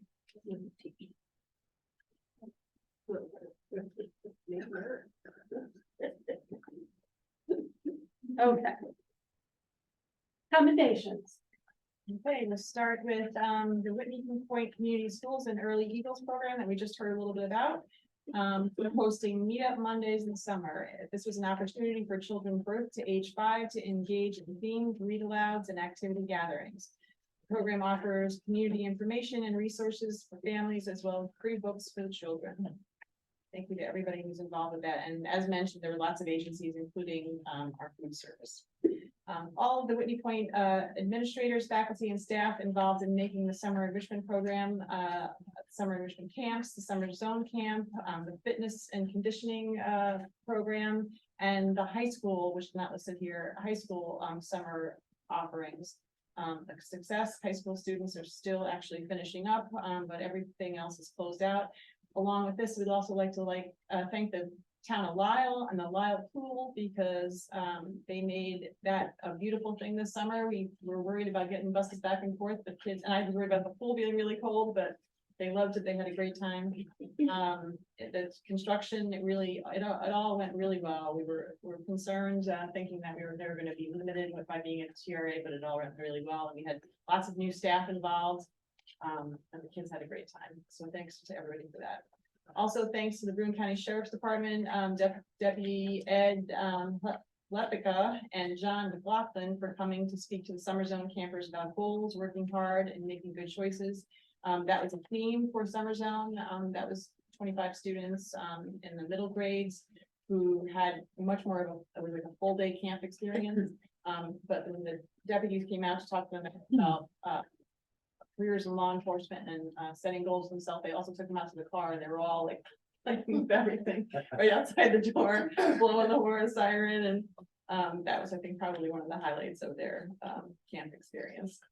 So that was really awesome. Great. Thank you. Okay, that brings us to approval of the consent agenda. May I please have a motion? Thank you, Chris. And second, Second. thank you, Eric. All those in favor? Any opposed? Any abstain? So we're going to move to the addenda. We are going to do the leave of absence. Approve the unpaid leave of absence for Jody Ross, teachers effective September 22nd through 24th, 2023. May I have a motion? So moved. Thank you, Chris. And a second? Second. Thank you, Tom. Any questions or comments? You deserved it, that's all I'm gonna say. All those in favor? Aye. Any opposed? Any abstain? We're also going to take care of the resignation. Approve the resignation of Karen Kitchley, special education teacher, effective June 30th, 2023. May I have a motion? So moved. Thank you, Chris. The second? Second. Thank you, Molly. Any questions or comments? Was this sort of sudden? Yeah, she's multiply certified and was here only, for a year, so. But it is another secondary special ed teacher that we don't have. We don't have, that's what I was. Thank you. Any other questions? All those in favor? Aye. Any opposed? Any abstain? Appointment. Be it resolved upon recommendation of the superintendent that the Board of Education of the Whitney Point Central School District approve the 4-year probationary appointment of Kelly Merrill, elementary teacher in the elementary teacher tenure area, effective September 1st, 2023. The probationary period of September 1st, 2023 through August 31st, 2027 is tentative and conditional only, except the extent required by the applicable provisions of section 3012 of the education law. In order to be granted tenure, the teacher must receive composite or overall annual performance review ratings pursuant to education law section 3012-D of either effective or highly effective for the required number of years. And if the teacher receives an ineffective composite or overall rating in the final year of the probationary period, the teacher shall not be eligible for tenure at that time. May I have a motion? So moved. Thank you, Tiana. And a second? Second. Was that you? Yeah. Okay. Any questions or comments? The red wagon. Filled out your survey, there was lots of them. Lots and lots. Okay, all those in favor? Aye. Any opposed? Any abstain? Approve the appointment of Kevin, is it Lucia? Yeah, Lucia, sorry, just never know. Term substitute English teacher effective September 1st, 2023. May I have a motion? So moved. Thank you, Tiana. And a second? Second. Okay, Eric. Any questions or comments? Welcome and thank you. Thank you. Is there anything you'd like us to know? No, not already, just very excited, a little nervous, but very excited. Great. Speak fluent English. Very, very grateful to be up. Well, we look forward to having you be part of our school district. Thank you. All those in favor? Aye. Any opposed? Any abstain? Congratulations. Welcome. Thank you. Approve the appointment of Kara Miller, bus monitor, effective August 25th, 2023. Motion. I'm sorry, who is it? Eric. Eric, thank you. And a second? Second. Thank you, Tiana. Any questions or comments? All those in favor? Aye. Any opposed? Any abstain? Approve the appointment of Daniel Beardsley, maintenance worker, effective August 16th, 2023. So moved. Thank you, Tiana. A second, Second. thank you, Tom. This position was vacated by Matt Brown. It's been vacated for a while, so we're happy to fill it. Wonderful, okay. Any questions from the board? All those in favor? Aye. Any opposed? Any abstain? Memorandum of agreement between the chief executive officer and the Whitney Point Bus Drivers Association. May I have a motion? So moved. I heard Chris and Tiana. Yeah. Any questions or comments? No. All those in favor? Aye. Any opposed? Any abstain? Going to go back to the addenda and do the create positions. Whitney Point Central School District hereby creates 4 new full-time teachers aide positions effective September 1st, 2023. May I have a motion? So moved. Second. Thank you, Tom and Tiana. Any questions or comments? All those in favor? Aye. Any opposed? Any abstain?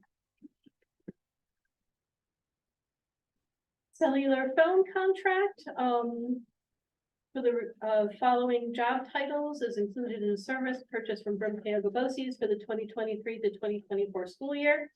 Superintendent of Schools, Assistant Superintendent, CSE Director, Director of Athletics, Health and Physical Education, District Safety Coordinator, CEA Principal, CEA Assistant Principal, TRA Assistant Principal, TRA Principal, High School Assistant Principal, High School Principal.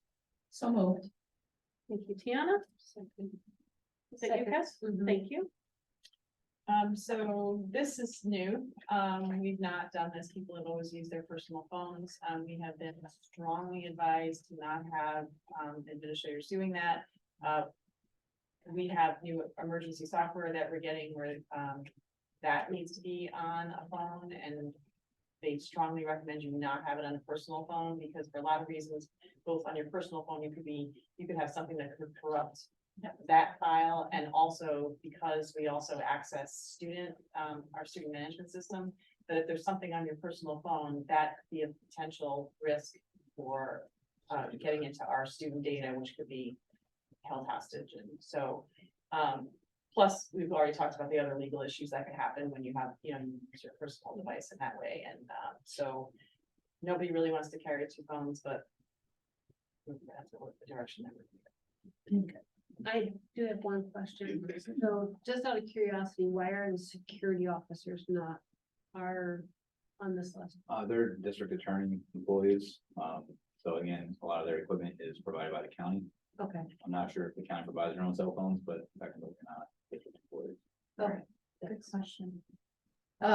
When do they get the phones? First day of school? I have the order in place. Hopefully we get them before September. Okay. It's in process. Excellent. Any other questions? What budget does this come out of? Say? It's our BOCES budget, so we get reimbursed on it. Okay, excellent. Love it. Any other questions? All those in favor? Aye. Any opposed? Any abstain? Okay, the following students of staff members to attend the Whitney Point School District for the 2023 to 2024 school year, and that tuition be paid. So moved. Wait, is tuition being paid for this one? This is made by the, Yeah. But it's a student of a staff member. I'm sorry, that's not correct. It's not a student of a staff member. Okay, this one is not. No, this Okay. one is not, the other one is. So I'm going to Both their amend. last names have Holbert? One is Holbert and one is Hurlbert. Yeah. Oh, I see. Yeah. R Okay. versus the. yeah. So I am amending this to, the following student to attend Whitney Point There you School go. District. the For one the that came with ours. 2023 school year, and the tuition be paid. May I have a motion? So moved. Thank you, Tiana. And a second? Second. Thank you, Tom. That's why I questioned, because it's like I said, tuition being paid and, no, it's fine. Any questions or comments?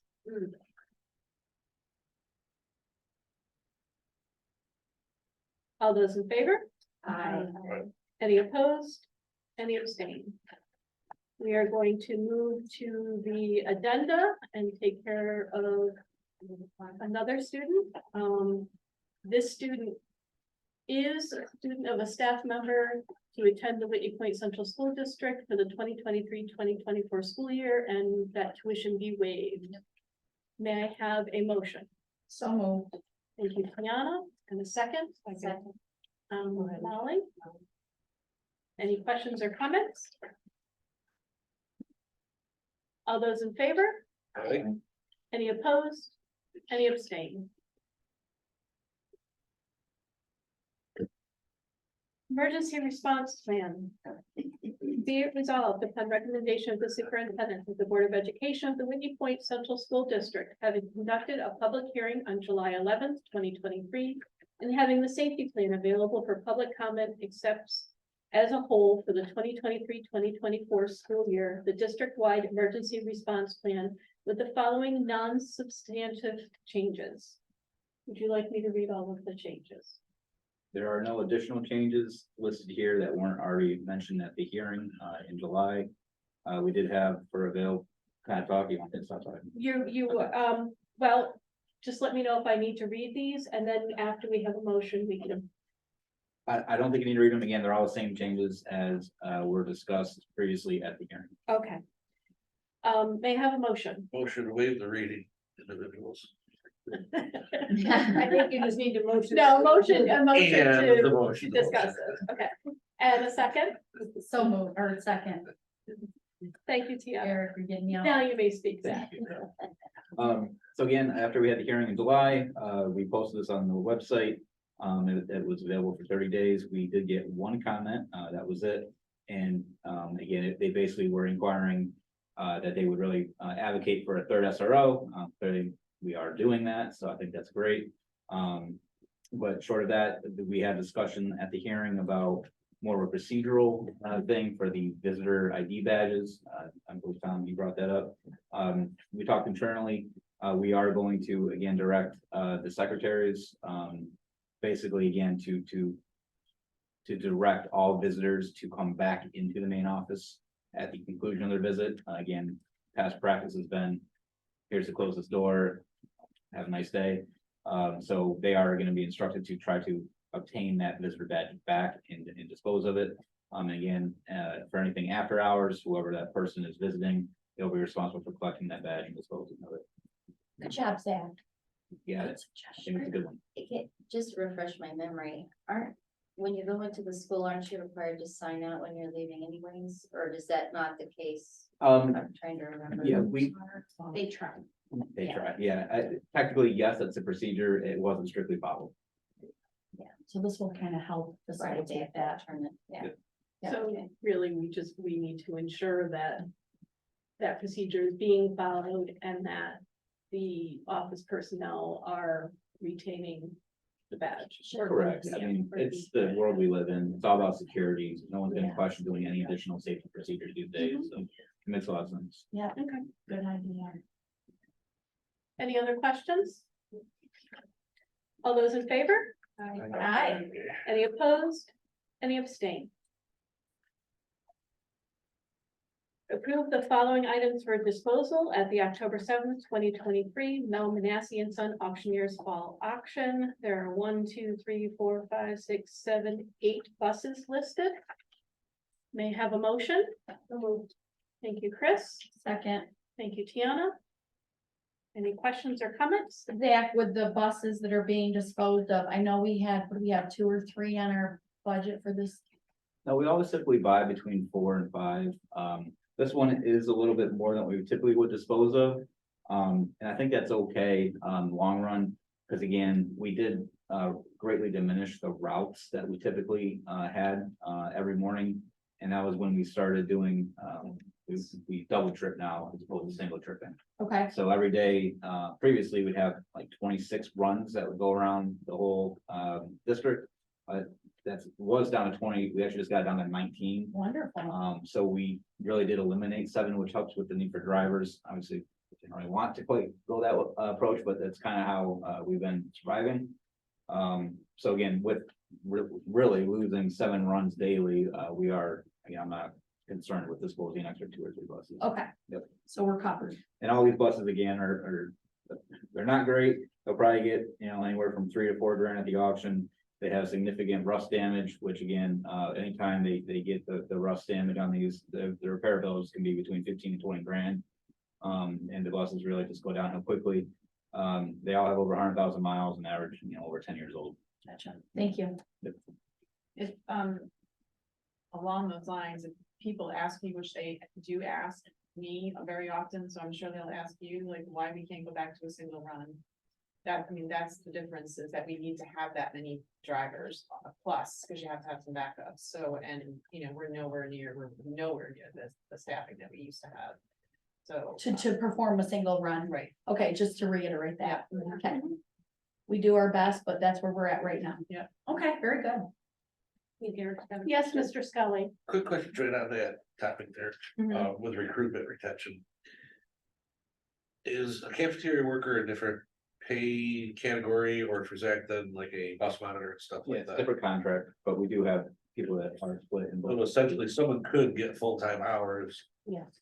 by having a diverse department that they work for, they can work for 3 individual departments. Absolutely. Yeah, Yeah. we worked at Create a it full-time. years ago, so to make sure people could get full-time hours, yeah. What do you consider full-time now? Is it 35, 38? Most contracts dictate it, so again, we're more generous than like the federal standard, so 5 hours or more is typically. 5 hours or more is Yeah. considered full-time? A day. Oh, 5 hours a day. Okay, gotcha. Okay, so 25 or more. Okay, I thought it was 35. Good to know. And with the double bus runs, it's really helped because the driver can run both runs and get full-time better. Okay, So they pretty much all get, and so that's like another, so if anybody asks you, why would I want to work for the district when I can work for McDonald's? That's the difference. I mean, you can come here and you can get, you in the retirement system, you can get. full 25 benefits. hours. Yeah. Okay. Cause then you're in the state retirement and, okay, very good to know. That's excellent. Good question, Eric. So I guess I have a question about the routes then now too. So if there's less, are they longer? There will be more kids added if you, Oh, yeah. again, we have, route software that people in the bus garage spend. To kind of, Yeah, to do the so- most beneficial? Yeah, we move routes? some kids off some runs, again, by consolidating one run, that obviously kids get distributed. So yeah, some runs will be slightly longer. I used to be on the bus for 40 minutes. Yeah. Some are up to an hour. Yeah, I would do my makeup, Zach. Again, now we have Wi-Fi. It does help. So, and then the other thing, just to know, I mean, if you're not super acquainted with the buses, some of you know, we now have, which is different than we used to have, we have 2-year-olds on the bus. Oh, At the I didn't know start of the that. year. Yeah, With the- and so if you, we used to be K-12 on the bus and then we had a separate run for preschool. I mean, now we've got, because we have a 3-year-old program at the beginning of the year, they're 2, Oh, you and they can ride tell. the bus. Oh, So, wow. that's a huge span to have 2-year-olds on a bus to have 12th graders. So even if we got enough bus drivers, it would be we'd have to try to figure something out. But the monitors, I mean, there are definitely monitors on Yeah. the buses for the 2-year-olds. Yeah, and there are car right? seats in the front of the bus. Yeah. Yep, they're in the front of the bus. And they have to go in special seats and be. Perfect, perfect. And we have at least one bus monitor per bus. We try to. We try to. That's our goal. Yes. Okay. Absolutely. All right, good. And just so you folks know, the state does not reimburse us for that. The bus The monitors second, or the second run. no, the younger children, the state does not reimburse us for those. We do that out of the kindness of our hearts. You mean the UPK program? That's Yep. correct. And, We do and get funding for that, for the Mm, UPK not For program. we the, get for the program, but not for the Not bus buses. transportation. And we have been advocating for that, all of our districts for a very long time to have that taken care of. because then conceivably you could have a separate bus run just Right. for pre-K, which would be. If it was probably funded. The ideal should be thing. the idea, Yeah, right? right. Okay. We've been begging the state to do that for a long time. So just for clarification again about the reason if it was a single run, we couldn't, there'd be too many students, the routes would Yeah, still. and it is different. they just to have wouldn't fit 2-year-olds and 12th graders on the Right. same bus. I mean, it's Yeah. a little different. It's than- not- When you first said it, I was like, well, why would you need more if you're running the same routes in the Yeah. same? And it's like, And no, it's there's more- just more students, they would not and all it's fit on the bigger, yeah. bus, you would need more buses and. Yeah. I'm sorry, I just had to think through Yeah. that in my head, so. No, it's complicated. Good to know. Okay. Any further questions on the disposal of these buses? No. Okay, all those in favor? Aye. Any opposed? Any abstain? We're going to take care of the last item on the addenda, which is, the disposal of e-waste. There was an attached list. May I have a motion? So moved. Seconded. Tiana and Eric, I got yours, but I had to. Yeah. any questions or comments? No. All those in favor? Aye. Any opposed? Any abstain? Okay, approve the professional services agreement for architect and engineering services with Ashley McGraw Architects for the anticipated 2023-2024 capital outlay project at a cost not to exceed $15,000. May I have a motion? So moved. Chris and Tiana. Any questions or comments? So, again, a few years back, we started doing the $100,000 capital outlay projects. In reality, we do about $85,000 in work. The fee for that service, because we still have to have an architect design it. They take care of all the S&D paperwork and commission process. This is their fee of that $100,000 project. So just to recap, the $85,000, that is again for the TRA building for parapet roof repairs that are needed. Yeah, Zach, is that what they've already started? Nope, that's actually brick repointing. Okay, and are they gonna be repainting the The white way columns. of the, We are. okay, thanks. So can you clarify that again? They're, what are they actually designing or engineering? It's for the yeah. repairs. Yeah, so basically, again, they lay out the specs for the scope of work that needs to be done at the roof. So this is actually a piece of the project that came out, that we did not select, so it was really an alternate that we thought would fit nicely into $100,000 capital outlay project. So again, we chose to do other work, but, so basically what they did was they had a structural engineer review what was being done up there. We paid last year a couple thousand for an additional study because we had mysterious leak in that building. Remember that? Yep, so again, kind of what they do is they come out, they say, all right, you need to remove these 4 brick high layers for 37 linear feet, and this is the product you need to do, and this is how you do it.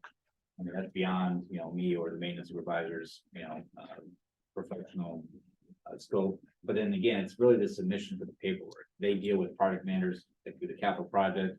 They know the forms to fill out, the signatures needed, the permits, again, stuff that we don't do here. That's right. Yeah, because it's on the surface, it sounded like it's also just a simple roof repair, which is. Yeah. Oh, no. With that mystery leak, obviously they found it was a lot more Yeah. involved. Yeah. I'd say for that price, a Yeah. little bit more, but I thought it was good. Yeah, and again, it was something that we were able to pull out, and sometimes these $100,000 capital outlay projects can be more fun. Like you could do, cafeteria furniture replacement or something. Right, like we had to that. do something we needed. Yeah, this was really just, again, needed, but necessary. Right. But it was also something that we were able to take out of the project so we couldn't have to move other things that could be done appropriately under the capital outlay project. Yeah, it's kind of like that running thing in the back of your head where if we want to say this is gonna be for our next capital project, that's really like a 6-7 year time frame to do, right? These $100,000 capital outlay projects. Again, this case was this, but it could be something like redesigning the server line in the cafeteria to make a salad buffet, it could be those types of items. Right. Okay. Any further questions? All those in favor?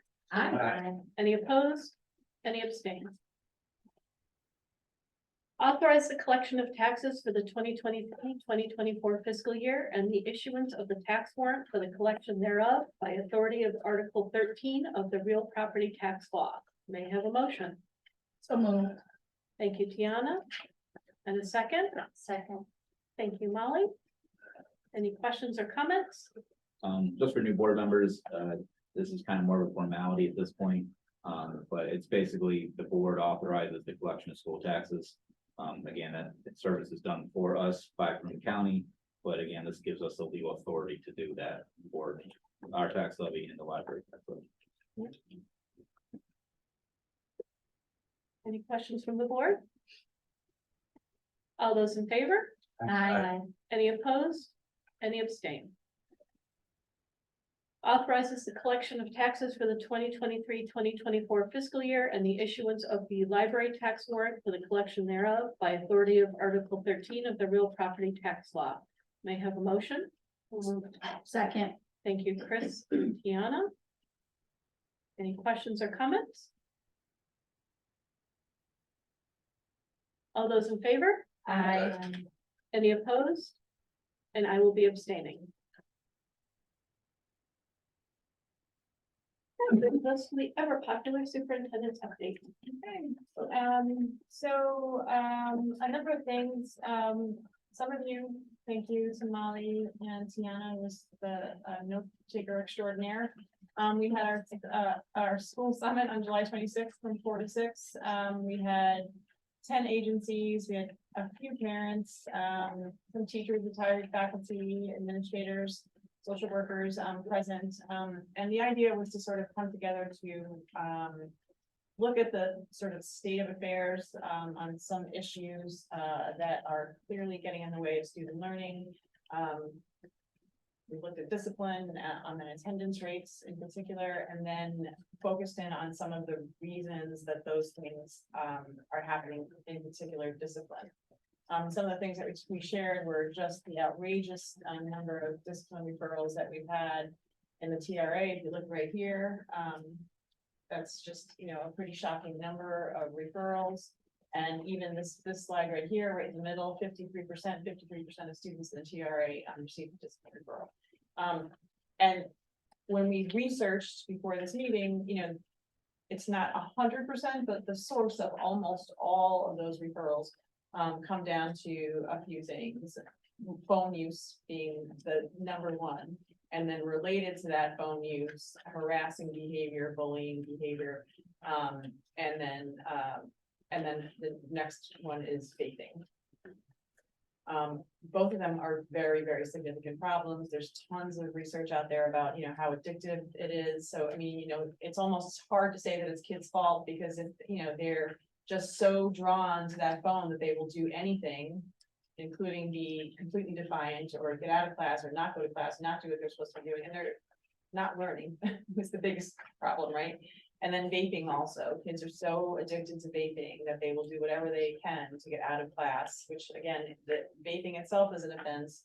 And then all the things that you do to get to go vape during the day are clearly interfering with their learning, and it's certainly an unhealthy thing for them to be doing. So we just, wanted to come together to try and think about strategies to avoid this discipline track that we end up on, because that's just, the more kids get discipline referrals, the more they think that I'm not a good student, I'm a bad kid, I get in trouble, I'm sitting in a room with all the other kids that get in trouble. While we did not have as many parents there as we would have liked to, it's always hard, you never can find a good time. But we had lots of great ideas, and because we had so many agencies there, we had so many great examples from other schools. So the next thing that we did was we had our leadership retreat, which is kind of like our retreat, which is just really a work session in this room. And we spent a chunk of that time looking at all of the ideas that came out of that day, and tried to come up with some concrete things to start to work on at the start of the year. Some basic things that are going to happen, just for your information, some changes to policy, particularly at the TRA, because that is the biggest issue. Developmentally, it's not a surprise, your impulse control at that level, that if the influence that social media can have at you at that young age is so significant, that we already, certainly in 4th and 5th grade, kids couldn't have phones out. In 6th grade, they had a policy where kids come into school, they put the phone in their locker. They had a 2-minute check-in in the middle of the day, because we had a lot of parents saying that they needed to communicate with their child to arrange for whatever after school. They have a little check-in, they can get it then, and they go put it back in their locker, and it stays there the rest of the day. And so we're going to institute that for the 7th and 8th grade also, which may be a little bit of a challenge, particularly, it shouldn't be for 7th grade because they had that in 6th grade. 8th grade has, will be a little bumpy maybe, but, it's, again, it is such a problem and it so interferes with learning. We also are gonna provide, again, more supervision to bathrooms and just kind of keeping, an eye on what's happening there, because not only are kids vaping in bathrooms, other kids don't wanna go into the bathroom because kids are vaping and hanging out in there. So trying to, Full-time school. yeah, Like what, yeah. so, trying. Put spit lots in the stuff, and it's. I didn't go to They the. give the gender neutral box. Yeah, well, I mean, there's all sorts of things that, we're putting in place, but some of the more positive things and related to the people who were here from the other agencies, we've gotten feedback from kids that they need more movement, want more engaging activities, more opportunities for student voice and how the school is structured. So, in the upper 2 buildings, they're working on strategies for that. More regular proactive education about the addictive qualities of phones and the dangers of vaping. Now it's not like we don't educate them on that, but you can't just say it once, especially when it's up against something that's so highly addictive and such a huge presence in kids' life. We're gonna develop more options when rules are broken that are more restorative and address the addiction directly, instead of just punishing them, because obviously that's not really helping the matters very much. More effort to partner with families, starting with open house, but to try and share education about these things, and get help for families if they feel like they don't know what to do. And then, I said it already, and more system-wide things like more supervision, and we talked about in the high school in particular, having a person that is mostly responsible for that.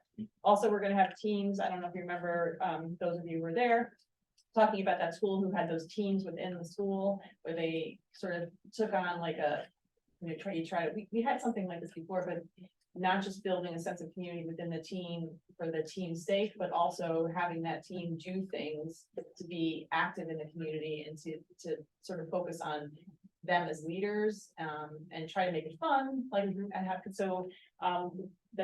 new principal there has already contacted the other schools. We're gonna do some road trips and work with that school and go see how that's working there. Positive opportunities, more opportunities for leadership for students in general. And then we've already got, more teachers who are gonna lead clubs that are gonna be doing mentoring. So maybe having some more high school kids working with younger kids in the TRA to build connections and give some examples, because kids listen to older kids more maybe than they listen to old people like us. And then we also have some other more creative ways to get extra help. We can talk about that at another time, and certainly in the high school they'll talk, but just I've asked the administrators, whatever, think about everything outside the box. I mean, I also met with all the grade levels and all the teachers at the end of the year. And Shannon come with me, we did the rounds to sort of say, okay, we know all the problems, we understand where we are, let's think outside the box. It is what it is. This is the world we live in. So what else can we do? What can we do differently? And actually the teachers had a lot of great ideas. And I've also asked the administration to do the same thing. Because we've got a lot of kids, particularly in the high school, who have gotten very off track, that just didn't, come back from the pandemic. And, it's like coming to schools on a regular basis is an alien concept. Some of that we know, because we closed school. And then we had to come back and said, oh, you have to be here sometimes. Well, that really kind of stuck. And we've got a huge absentee problem. And it's really hard when you've been out for a few days to come back and walk in a classroom. So we are trying to work with some of our teachers and our aides who really seem to connect really well with kids to set up places within the school where you can just go and that you can sit and work with them in a trusted way to say, all right, let's take a look at where we are. Let's figure out what's the strategy to get back on track. And we have some recovery funds for this year. Bless you. That we're going to try to utilize to provide some other options. Like you're always short in staffing. So there are some tutoring services that you can get online where kids can get on, not at home, but like here, even in school, just to say, I cannot understand my math, but there's not a math teacher available. Let's go here to this virtual person. There'll be somebody present in the room with them, but just a different ways to get kids what they need in a safe environment. So that's another thing we're trying to focus on. And it's kind of all connected. Because if you feel like you're successful, if you feel like you have paths to recovery to get yourself back on track, you feel like this is my school, then you're less likely to want to do all these things that are unhealthy. So those are some of the things that we're working on. We also need to update the code of conduct. Tiana's already said she wants to get on that. It's really hard to get a group of people together in the summer. So as soon as school starts, we're going to get on that. There's some things in there that are just wrong. And then I think that's everything on that up till now. And then the next thing, the big topic, and you heard the timetable for concession opening. There's a lot of talk out there about concession stand use. So we've had some meetings with some people to try and figure out how can we find a reasonable way to, now that we have this new facility coming, figure out an equitable way to allow people to use that. So with the new concession stand, the district is buying, obviously we're gonna buy new things to be in that concession stand. That's part of the hot dog conversation that we were having earlier. What we need to have in there to use, but we have a model already in place for indoor concessions where we have a faculty member who sort of oversees and the school runs it, and then clubs and entities can sign up to take slots for different events, different games, so that it's different people at different times and they can take advantage of it. But we sort of manage that. And so we are thinking that we're going to do the same thing for the concession stand, so that it'll be the district runs it. We'll, get everything that you need to have in the concession stand, and then people will sign up. Different groups can sign up so that they can make money in different events to try and make it more reasonable, but also so that we can take, our faculty and staff will take responsibility too for making sure that it all stays in order and stays clean. Similarly for use of facilities, there's a lot of questions about what's going to happen with new facilities, who's going to get to use the new facilities, who can use the new field, who can use scoreboards. We're looking at that right now. We're looking at other districts' policies around this. It's been pretty free because we haven't had these high-end facilities before that we were concerned about. We have to sort of balance the fact that we want to have it's a community. The school belongs to the community, right? So you want people to be able to use all the facilities, but we also have a responsibility to be good stewards of what the district's money has spent. So nobody ever goes into anything and intends on breaking things or, being somehow responsible for something getting really damaged, but it happens. I mean, it happens even when we have our own faculty and staff, when we try to keep a tight rein on it. So, some districts, they do things like they will hire a staff member to be in charge of all these extra events. But, one, you have to have a staff member, two, that costs money because somebody has to be responsible in the end. And that, again, it's not to say that any community member would intentionally do anything that might damage things. But, we're sort of tossing around ideas, and maybe there might be people who are interested in, like, I know there's a neighboring district that, like, for a particular sport, they're interested in making sure there's a good feeder group coming up in their sport, because that's their sport. And maybe they'd be interested in working with like a community entity to make sure that they're jointly responsible and that they check in at the end and make sure things are locked up and turned off and that people get the training they need. So we're trying to figure a lot of that out right now. There is a feeling out there too by some people that some of the facilities, like maybe you could have, like, if we're talking about, really young kids, like 6, 7, 8-year-olds. I don't know, do they have to have the same experience as you do at the varsity level? And does it make the varsity level experience not so special? Maybe we have some special events for the little kids where they use they can partner with the schools to have like a full special experience with the, but on a regular basis, they don't have all, the bells and whistles or something like that. So these are some of You're the. talking about like a youth sports. Yeah, the youth program club, wants to yeah. use the field. K through Right, 6, yeah. And, and get in the press box that we were just saying, Right. get into the, like, so Right. that's the kind of thing that, Yep. people are asking. And we're trying to figure out what's the right. And I know some of the, personal experience coaching little kids in the summer programs, and not having to take a 6-year-old to McDonald's to go to the bathroom in the middle of summer, when the bathrooms, the outside access door to the school is locked and there's people in there, and it's like, oh my gosh, you gotta take this kid that's dancing, Yeah, right, all from the field out back there to the gas station across the way. So I can personally speak to that.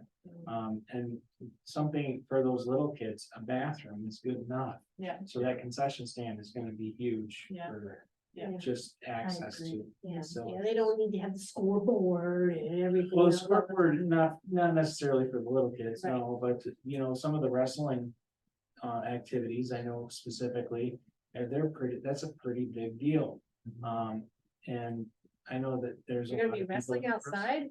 No, inside, using Okay. using the scoreboards and. No, I know that, but I'm just like, That's gonna be our opening event, WWE's coming in. start wrestling outside in the dirt. And, it's like use of the mats and stuff like that is. so in those cases, like sometimes we have had faculty who've been connected to those things, who sort of then take that responsibility. I mean, that's the kind of thing that would be nice if we could do, you know what I mean? But it takes. People are retiring now. I know, so that's a problem, yeah, which we'll also talk about that. So, it related to all of this, the Athletic Advisory Council, we, as we've had requests, by a person in the room and a number of other people about the addition of sports, to what we offer, we discussed the fact that we need to have some kind of process for this, because we do get, I mean, even though, this has been a theme this year, we do get requests to have other sports athletic options for students. And so how do you decide? And there's complicating things like Title IX and making sure that you have to, you have to follow all the rules and regulations. And, do you like, if you have to share facilities, do you have somebody who can actually be the coach? I mean, there's lots of, transportation is a huge problem for all athletics right now. So these are all issues, that we don't ever want to get in the way of adding things, but we need to have some kind of sensible process. So we've initiated this Athletic Advisory Council. Murphy's heading it up. It's going to, obviously, look at reviewing and revising and updating athletic processing procedures and policies beyond adding a sport. Looking at the scope and sequence of athletic programs, diverse opportunities for male and female students, evaluate athletic offerings, resources, facilities, equipment, and supplies, and lots of other things having to do with athletics, so that when we have a request that we can handle it in a sensible way. And then also some regular mechanism to tap into what the kids are interested in doing. We started a survey at the end of the year last year for kids coming out of the TRA to kind of see what, like, of all of the sanctioned things that are possibilities, what things could they potentially be interested in? And we're gonna do that on a regular basis, just so that and we have anecdotal information because we talk with kids about it, but also just to know, maybe there's more kids that would be involved if we had other options. So we're gonna do that on a regular basis. And we have a request, and that is gonna go to that council first. That's the topical issue. Emails with wrestling. Yeah. So, and then also the other things that are on the surveys. So Murphy's vetting in, and who will be on the council? There's a whole bunch of coaches and teachers and parents who are gonna be on the council. She also is having a hard time finding a day. I told her you can't wait for everybody to be available. It's hard during the summer that she's gonna start. And we're gonna have a first meeting at the end of, I think, next week, right before school starts. So that'll be an initial meeting, and a lot of that is gonna be just like, this is what this is about, this is the scope of the work. And I can just tell you informally that we have like a quiet tentative plan to at the very least have like which I've mentioned before, like an intermediary step to maybe have like a branch to introduce, a female wrestling team, so that they can have some independence. As was mentioned, we have also a transition happening in coaching. So that's a little bit of a concern too. I don't know how public that is, but we're gonna be looking for coaches across the board there. But that is the intent, to make sure that we have, at the start of this, I make sure that our girls can, be a girls team, but we may have to, we also have the same facilities and all of that. So, I mean, I've also heard from some girls that they don't dislike being associated with the boys. That it's just that they wanna If have there their was a- identity too. Right, if there was a girls Yeah. team, they would participate in that. Yeah, but Right. there's like, it's an interesting thing. Right. There's something about the boys team culture that they also like. Sure. But, so we're gonna try and find an avenue, but we're also gonna have to hopefully find coaches. Right, so coaches. Now, is So that committee is gonna be importantly making, I'm just letting you know that that's, our intent is to make sure that there's an avenue for girls. hopefully there's an opportunity, maybe for a regional team at first. If we can't get enough in our district, next district down can only get 2, hopefully there'll be an avenue to get a cluster of the schools, have a northern broom, Yeah, they've been looking at that. something of that, so at least get that momentum up and going and start drawing more that they could, go back to their individual schools so that it doesn't fizzle out, hopefully. So as far as identifiable process for, folks being able to use the facilities and maintaining all the. I don't know how it exactly ties into Title IX or anything like that, or even if it does, but, So you're talking about outside agencies. yeah, I'll say, So that like, doesn't matter. that doesn't. Yeah. So it's just a matter of coming up with a procedure. So we have a procedure now where outside groups do request facilities. But what's gonna happen? So for example, you said bathrooms, like, so what's the process? Who's gonna be in charge? Who's gonna be the point person for that, to make sure? Because the other thing that happens is when we give out keys, we often don't get them back. And then there's keys floating out in the district. And again, nobody intends to do that, right? People are busy, they just, or their kids grow out of youth club and we don't ever get keys back. So we're trying to figure out the best way. All districts have some policy around this. Some charge fees, some, Not to cut you off, but we're using Prox readers like everywhere. I mean, we can issue a badge to these people and if they don't return it, you disable it, right? I mean, right, that's more and more, we're gonna move in that direction, That's good. but we don't have them everywhere, right? Or even a keypad entry, mechanical versus computer. I mean, from a standpoint of, I just wanna, make sure that, cause a lot of these groups. And Stacy's husband is in charge, does a lot with, so he was out there today working with, I don't even know what sports out there. It's part of our community. We bring these kids up and there's a reason why we've got awesome field hockey players because of the programs and we've got awesome upcoming football, it's happening, but I've also been hearing of like mumblings because of wrestling where they want to send them out their summer programs in different districts where they're taking their kids because there's better opportunities. I don't want that. I don't think there's anybody in the community that does want that. Right. So, Every one of your field hockey players play someplace else in the summer yeah, exactly. because we need to. Well, Sorry. because we don't have Any sport, and Any it's, sport, I any get a little upset that Yeah, a lot of yeah, times any things are sport, pigeonholed, yeah. but any sport Yeah. is done that way. Yeah. We coach all kinds of sports and they do, but they have to still, I agree, they have to be here, they have to be welcome here. Right. As they move forward, yes, they can break off, but we still have to have those opportunities. And I still agree that, to me, after all the years of coaching so many different teams, to me, the field's nice, the bathrooms to me are, if they're the best thing that's out. Yeah. Oh, yeah, to have the rest. Oh my yeah, gosh, to have the rest just, of them I mean, there. I don't even care Yeah, how many years and how many little kids and how many jumping around and oh my gosh, you can't even believe how wonderful those bathrooms are. We're also adding a bathroom, on the pre-K wing. Right. Right. Yeah. But that won't be done till. Right. the pre-K wing, Yeah. for, that's done in That's 2024. But eventually, I mean, nobody's talking about those fields anymore right now. They're talking about that field, but But then I know that going into the IAC, traveling after work Yeah. and going out. I have yet to ever have gone to one of those schools where bathrooms weren't available, and then I come here and Right. we have to point them across. And again, I know there's a whole bunch of things, but it's very embarrassing, and I would. I mean, All gonna change, Tom. hopefully, Well, Yeah. even, 25, 30 years ago, when I started the swim club here. I mean, for me to petition the school, there's always been a policy. I had to petition that somebody had to be responsible. Right. I had to make sure I was cleaning up. I wasn't leaving the janitors responsible for everything. I think that's what we're talking about. Right, so youth club uses the buildings all the time. Right. Yeah, I mean, it's not like they're not Right. using them. I So don't think it's it's just like, the if that's the plaza. impression. Yeah. I mean, they sometimes feel though, like there's not ever enough space, but that's because all all the school level teams are using space, and Sure. so. Then youth club gets whatever's left over, and that is frustrating for them, and then they do go find other spaces where that they can have like all the time.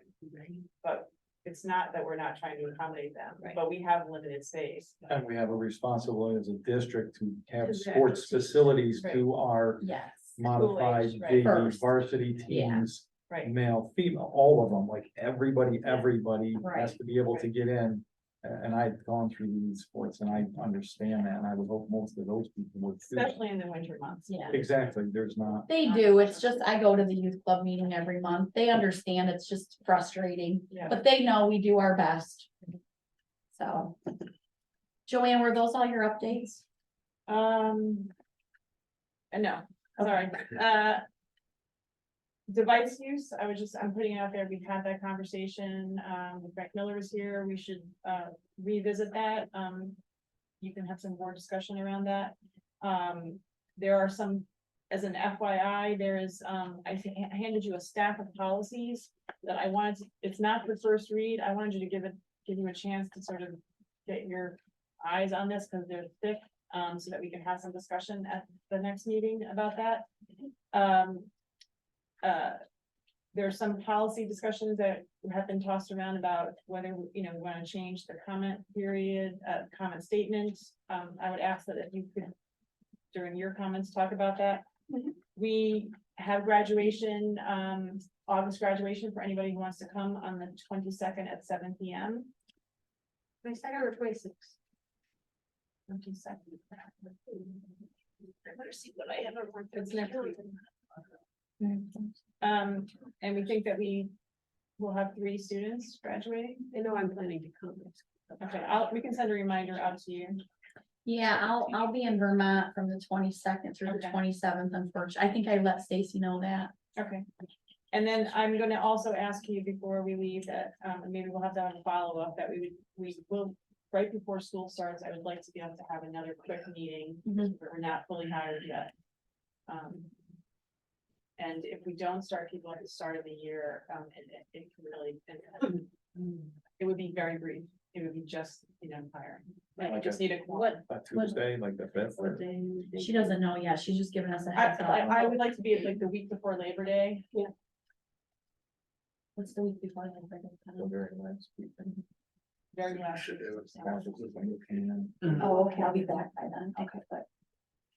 I like that you have your calendar right So, there. It's handy. We can have Stacy follow. That would be the up 29th. We'll just put it on your radar. Yeah. Okay. So. Joanne, and the items that you're talking about, there was 3 very, very good sessions at the leadership and education event. And I can give this to Stacy so she can make some copies. One was on school discipline reform and really looking at using that restorative practice. And you know what I'm talking about, Mhm. right? And then the elevating student voices, that session was amazing. Oh, yeah. Um, Do you have materials? in it? Yes, and it was really great to see how students were progressing their peers. Like, it was really, really nice. I mean, the students I saw present, I was like, okay, my college students don't do as good as them. Is this something we should be saving for the Board No, of it could, Education but comment? I just wanted to make sure she knew that those 3 items, and I'll give this to you, Thank Stacy, so you can have that, but they were really, really good. Are you done? Okay, that brings us to the second. Is this about Joanne's update? Yes. Okay. back to the concession stand. Mhm. I highly recommend we get a head start with the Department of Health. And offer a weeknight and a Saturday class for safe food handling. Free to students, teachers, coaches, parents. They offer it for free, but it is required that someone there working that day has to be safe, safe serve certified. Actually, the rules are slightly different for schools. So we would have to look into whether or not that is a requirement. The concession stand does get inspected every year. But I don't know that, you have to have the certificate. When it's done under the umbrella of the school, not that it shouldn't be, Right, but it could fall under the cafeterias correct. training again, but So that's something that we would have to look into before we start requiring. There's also an online course Yeah. that you can take as well. just so that we were not ready to open the door and then we're like, you could be in here running and touching anything, sorry. Yep. Okay, thanks. That's all I had for her. Okay, that brings us to the second opportunity for comments from the public. Of course, everything that I did as an introduction to the first opportunity remains the same. Is there anything anybody in the public would like to bring up this evening? Okay. That brings us to Board of Education comments. I do believe that left at our places was Stacy, was this sample public comment? This is, what they leave during our public comments. Who does? At Windsor. Okay, so this is this what you said? No, I No, know, mine I'm was something talking different. there. Okay, We're we weren't able to open that. Yeah, it was, We're using this right now, right? Yes, we are. This one is basically the same, but it is shorter. Did everybody get this one or just, yeah? Okay, Yeah, the one all right, I Stacy. just wanted to make sure.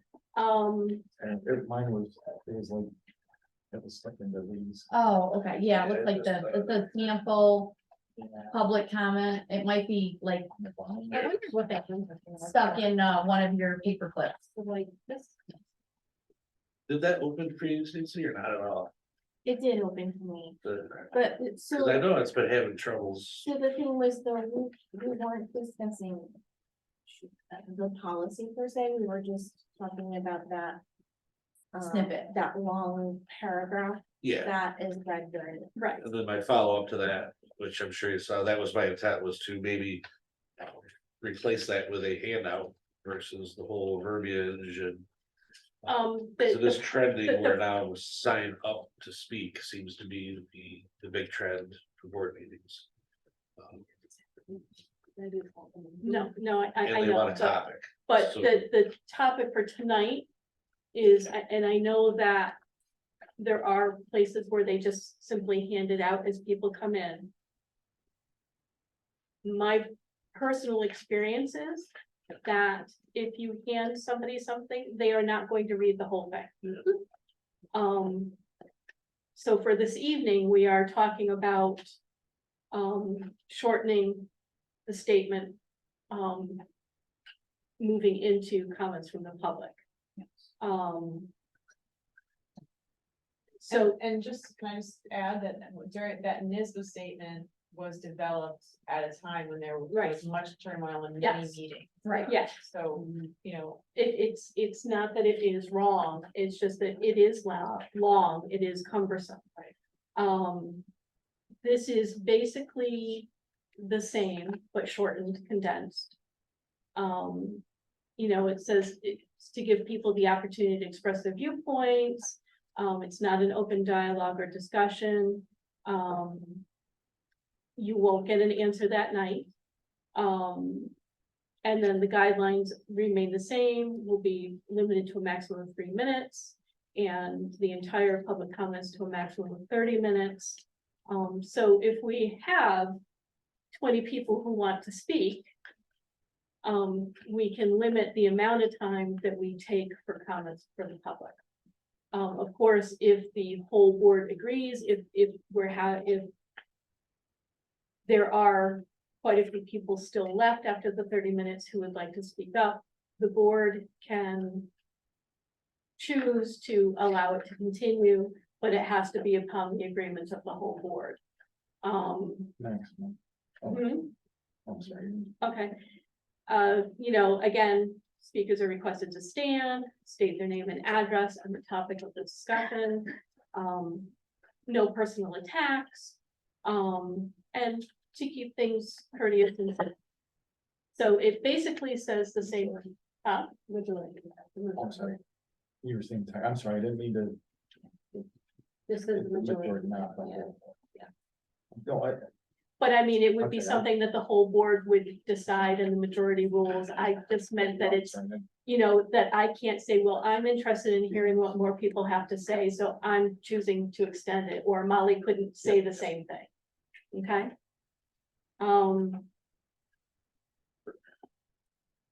So we don't have to make a decision on this tonight, right? No, we do not. So, because I don't like the fact that we're just looking at Windsor's.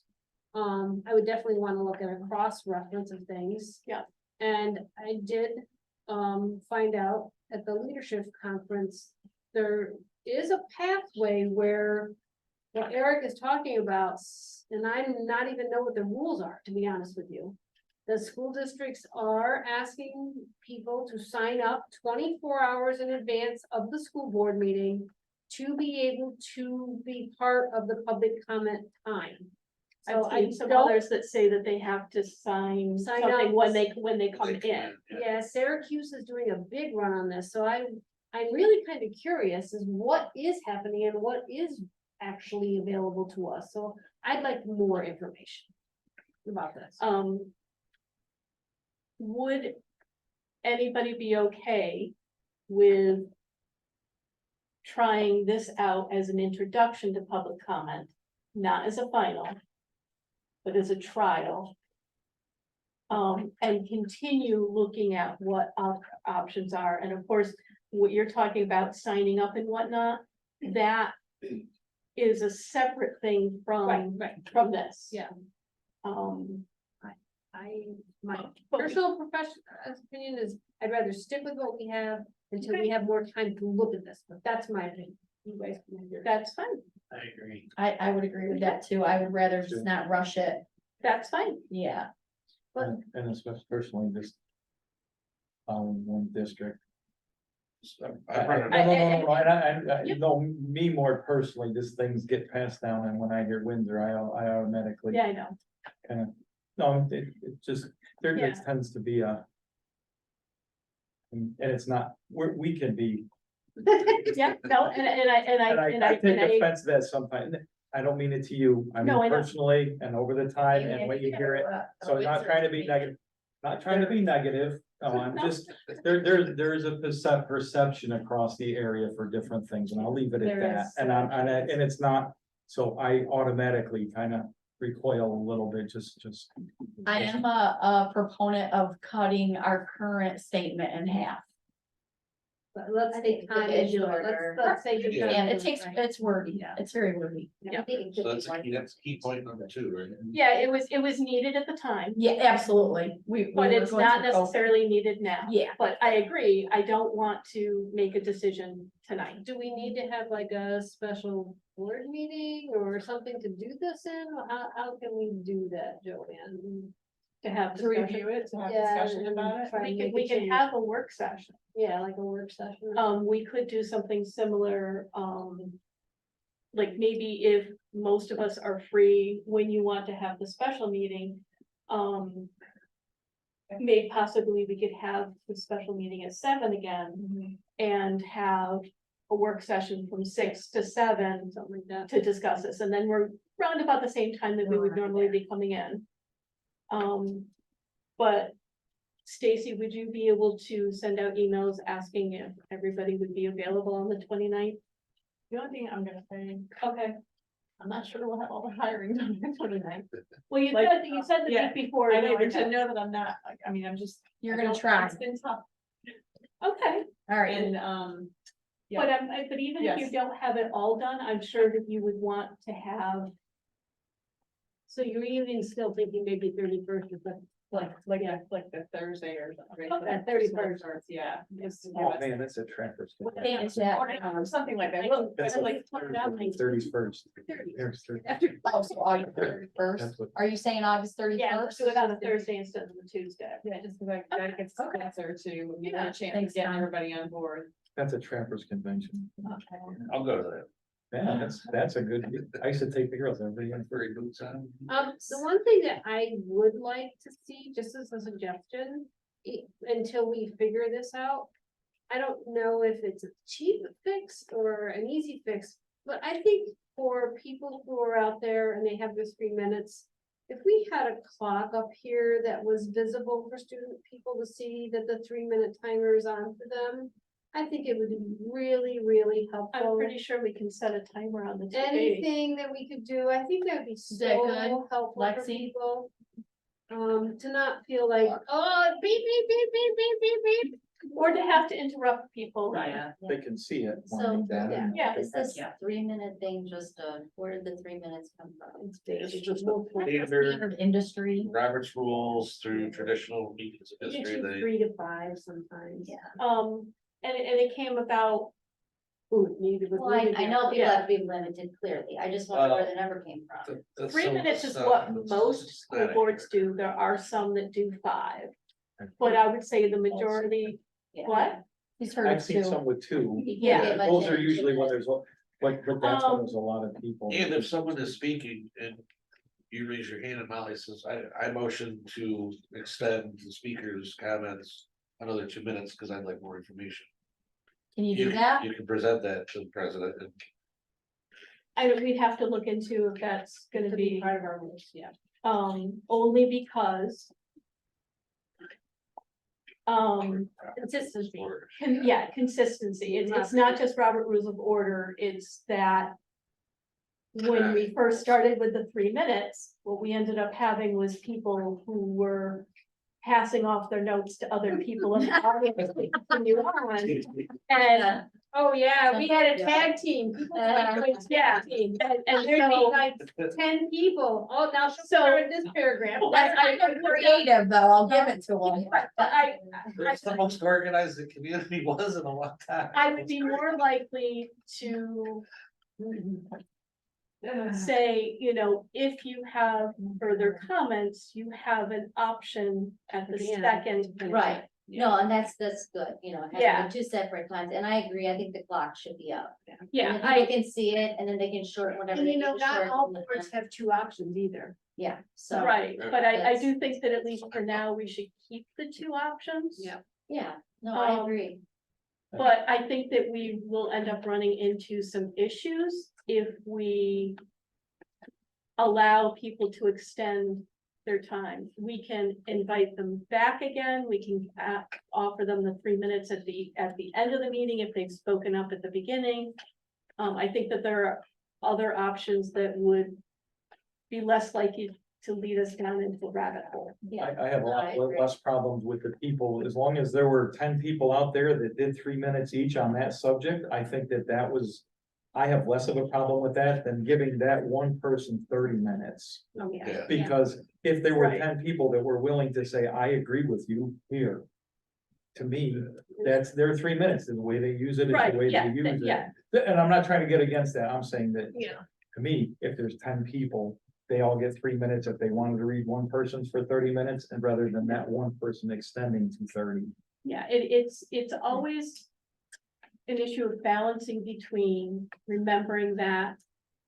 The school board is a meeting held in, that school board meeting is a meeting held in public, not a public meeting. And needing to hear. How the community is feeling. So we have to be careful to balance that, because obviously we want to hear input from the community. That's all open board meetings, I mean, Right, town board meetings, it's the same way. Yes. right, but we have to make sure that. The meeting does not. get hijacked. Hijacked is the wrong word. Evolved from what we're. Thank Right, you. intended. yeah. It's not a Yeah, public hearing, it's a public meeting. Right. You want No, it's a, public hearing. no, it's a Right. meeting held in A public, meeting held in public. because the but a two, the public two hearing. things are different. Yes, public hearing Yeah. is you're there for specific topic. and you listen Yeah. to what it's got to say. Okay, and the other thing, just to bring up the devices, Frank has continually stressed that, our best practice would be that none of us use our personal devices to access our board emails, to look at the, board packets, to even print them. We have several options open to us. We can get more laptops from BOCES, which of course would be aided. I think that we were going to also look into the option of maybe if there are tablets that might be available. I mean, we, whatever it is, we purchase it through. Yeah, I mean, but like to see if is a tablet available, because like for me, having to carry around a laptop with me, it would be more difficult than carrying a tablet. Agreed. So I think we need to get some more information about what options are open to us. I do personally think that we should not be asking any board members to provide their own device for school board use. Correct.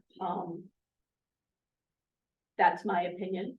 You guys may feel different, and again, whatever the board as a whole decides.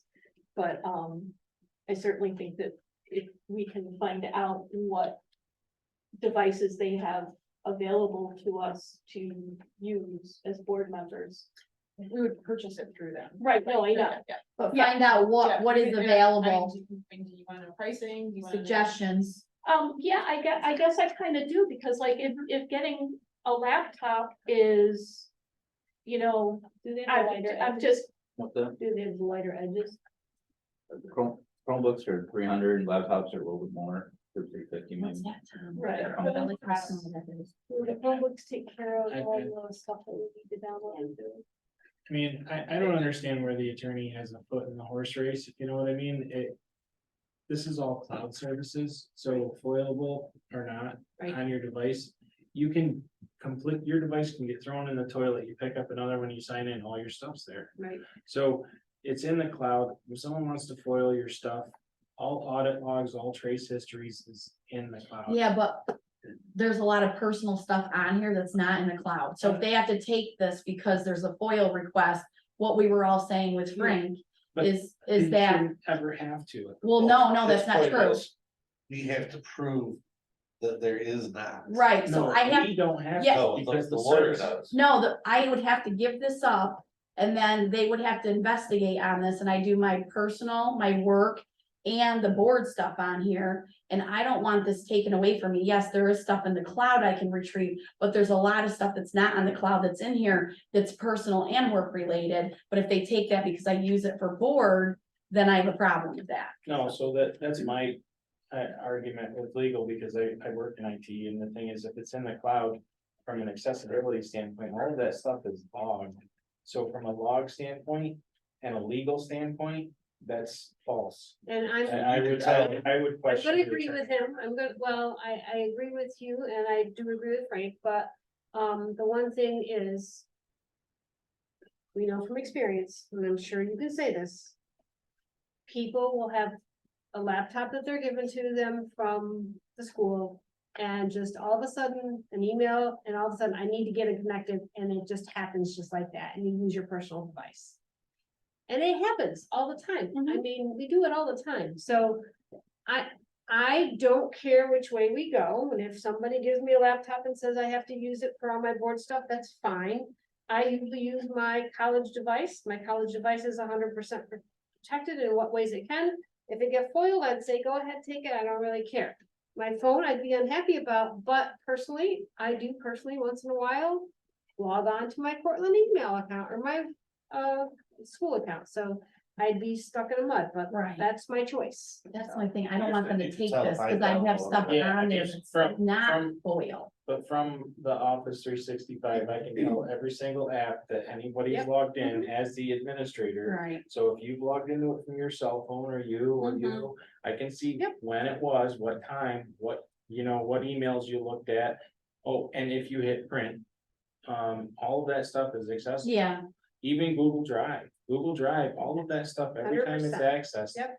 Those logs are there is log files, so that's what, from a FOIL standpoint, even you saving it to your device is logged. Right. So if That's you right. actually get on that device and you save it in a different spot, it's logged, Even it's if an you print event. it any place, it's logged being It's an printed, event. yes, and part of that is. For me personally, Mhm. again, like Tiana said, okay, so now they've seen that I've accessed it on my phone. Mhm. So that leaves it open for them to ask for my phone. right.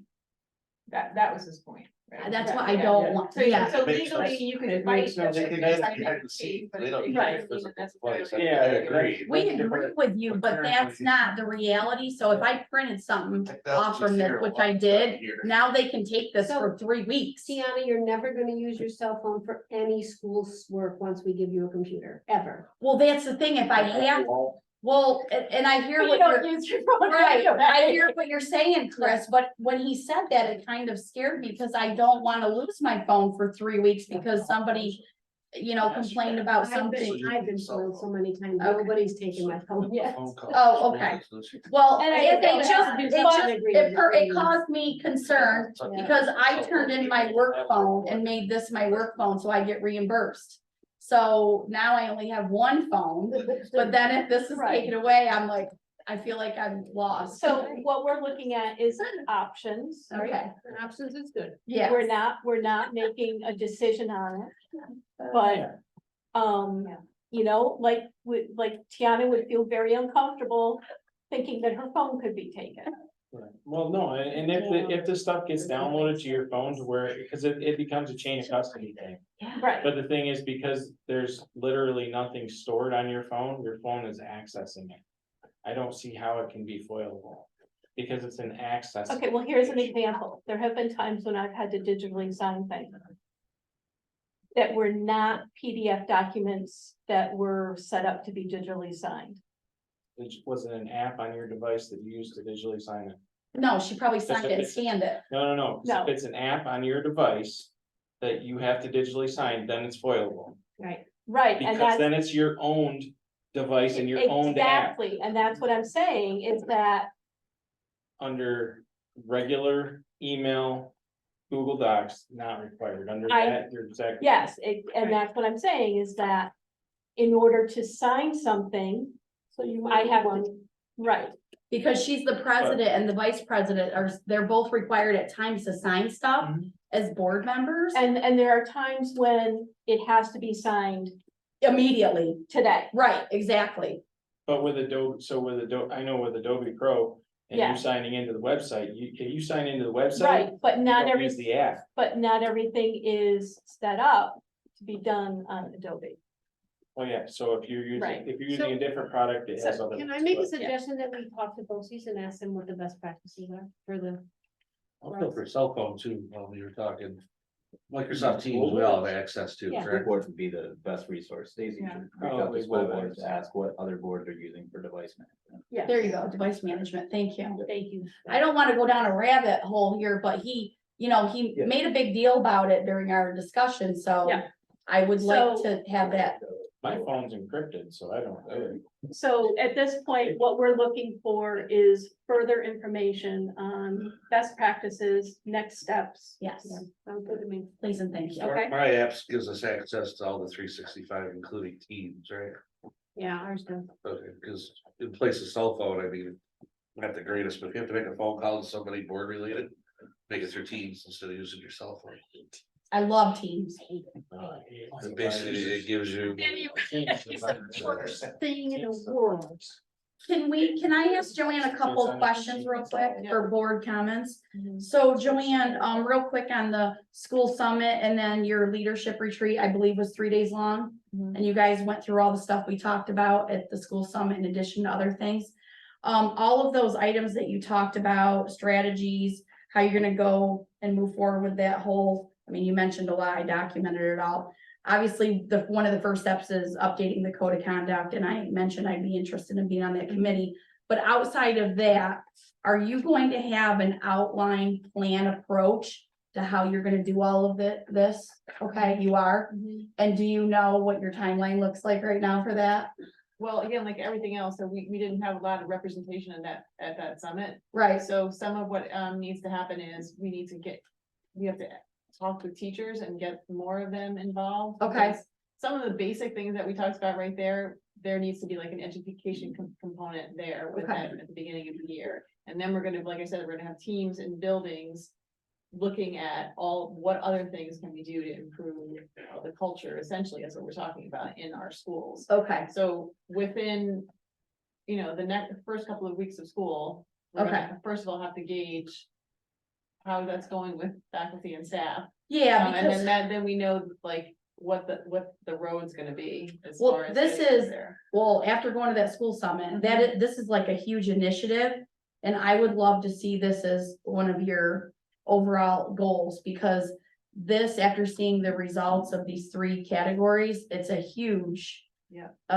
Impact to the students and to the faculty and what you're trying to achieve.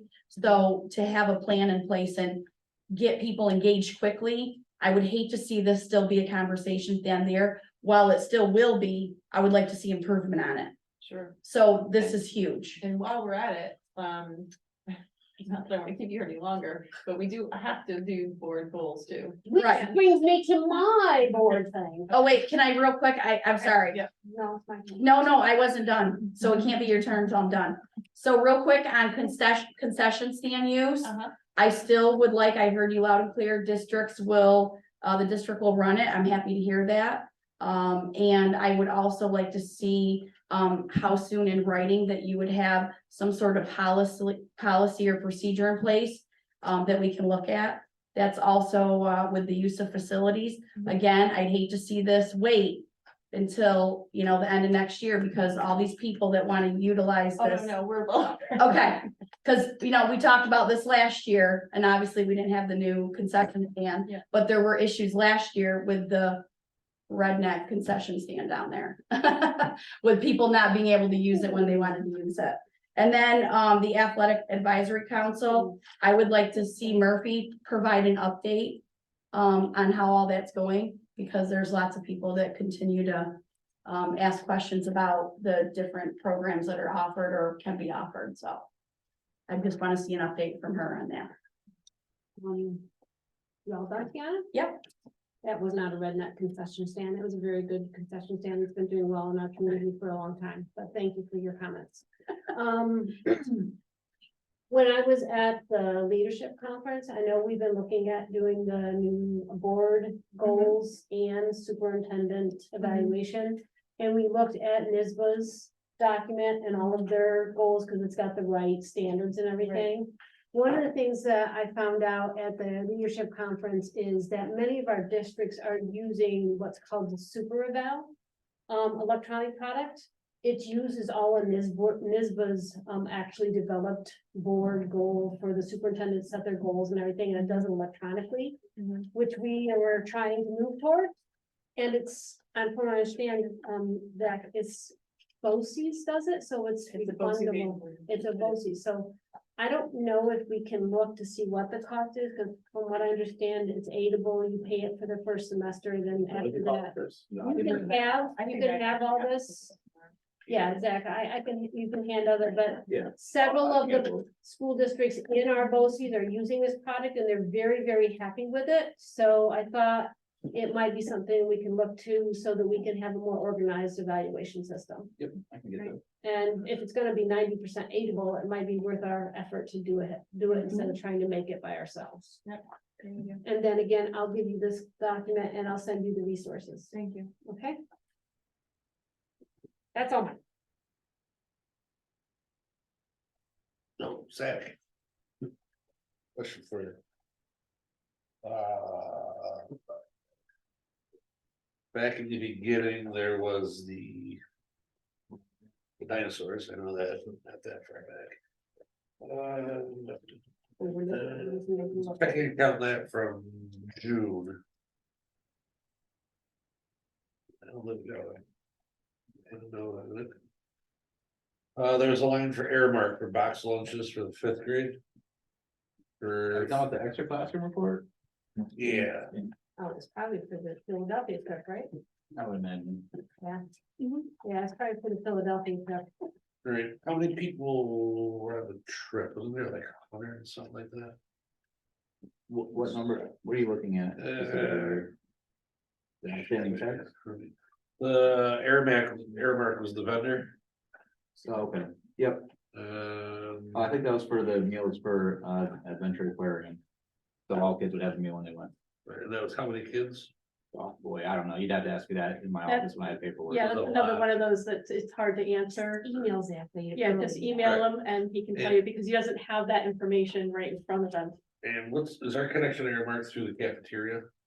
Or is it just? No, that was directly. We yeah, just that bought was- direct from them. Yeah, that was actually from Adventure Aquarium in Philadelphia. Gotcha, okay, We so bought, like, Airmark's vouchers, their food service down Food there. vouchers, so we could get it. Gotcha, okay, that makes sense, because I didn't think we had anything to do with Airmark here in Turnerville. Yeah, no. 6-23 box lunches, Yeah. fifth grade. Because I thought maybe it was something to do with the only other trip was the Historical Society of Newark Valley. I was like, Yeah, pretty hefty lunch for a little trip to Newark Valley. yeah. 6-23. But the Airmark threw me off is why I questioned They it. didn't cash it, I don't know why they didn't cash it, but we normally let outstanding checks sit for 6 months, you know. Yeah, I have a question for you, Zach. I don't know if it really pertains to you, but the, hardware, the e-waste stuff. So. I know a lot of Apple products and I see there's a ton of Apple products in there, you know, mid 2017. From a 3 years and out kind of standpoint with Apple, if we invest in Apple products at all, but on that 3rd year is the magic year where a trade-in value is about half, not all products, but most of them, about half the value of the product at that 3-year mark. So I know these are like 2017, so we're past that. But for example, my daughter just traded in her 3-year-old MacBook Air and got $600 for it, which was half the established value when we bought it towards a new one. And not Apple, it's not the only one. Apple's the only one that you can do a trade-in, but they also, there's resellers that will pay, you know, from a standpoint of give you credits towards replacement. Yep. We don't have to do any of it though. BOCES does it all for us. Well, Yes, basically. I mean, our Apple devices, again, we stretch them out for as long as possible, so they're lasting at least 5 years, sometimes 6. Yeah. But again, and you'll see it in March, we do our device replacement plan. Again, we do an IPA, installment purchase agreement through BOCES. We normally have one coming off the books and we replace it, so we have a very sustainable approach to how we handle the devices. Yeah. We don't have as much control over that as, but that's good. BOCES gets good prices for us. I mean, we do, we don't, I mean. We do, we don't. I mean, Yeah. yeah, it's a conversation with them, but Yeah. like some part, trying to keep things in balance is part of, Yeah. you know, what we do, but, you know, we do look and say like, and question, so, you know, what are our options with these devices? What's the best plan and at what point? Yeah, because within 3 years, it's like, with Apple products, within 3 years is it's still viable in a used market. and Right, refurb but so then you market. have to weigh that against, or do I just like keep using it? Keep 'Cause- it for because 3 more because the years. Apple's left, yeah, right. Yeah. You know, so it's like, what's the best? Right. Exactly, it depends on the price point. I mean, Right. if you're spending $3,000 on a device, then, oh, it's $1,500 I still have to Right. spend, but if you're spending 1,000 and Right. you're getting 500 and it costs you $500 every 3 years, it's cheaper than 1,000 every 5.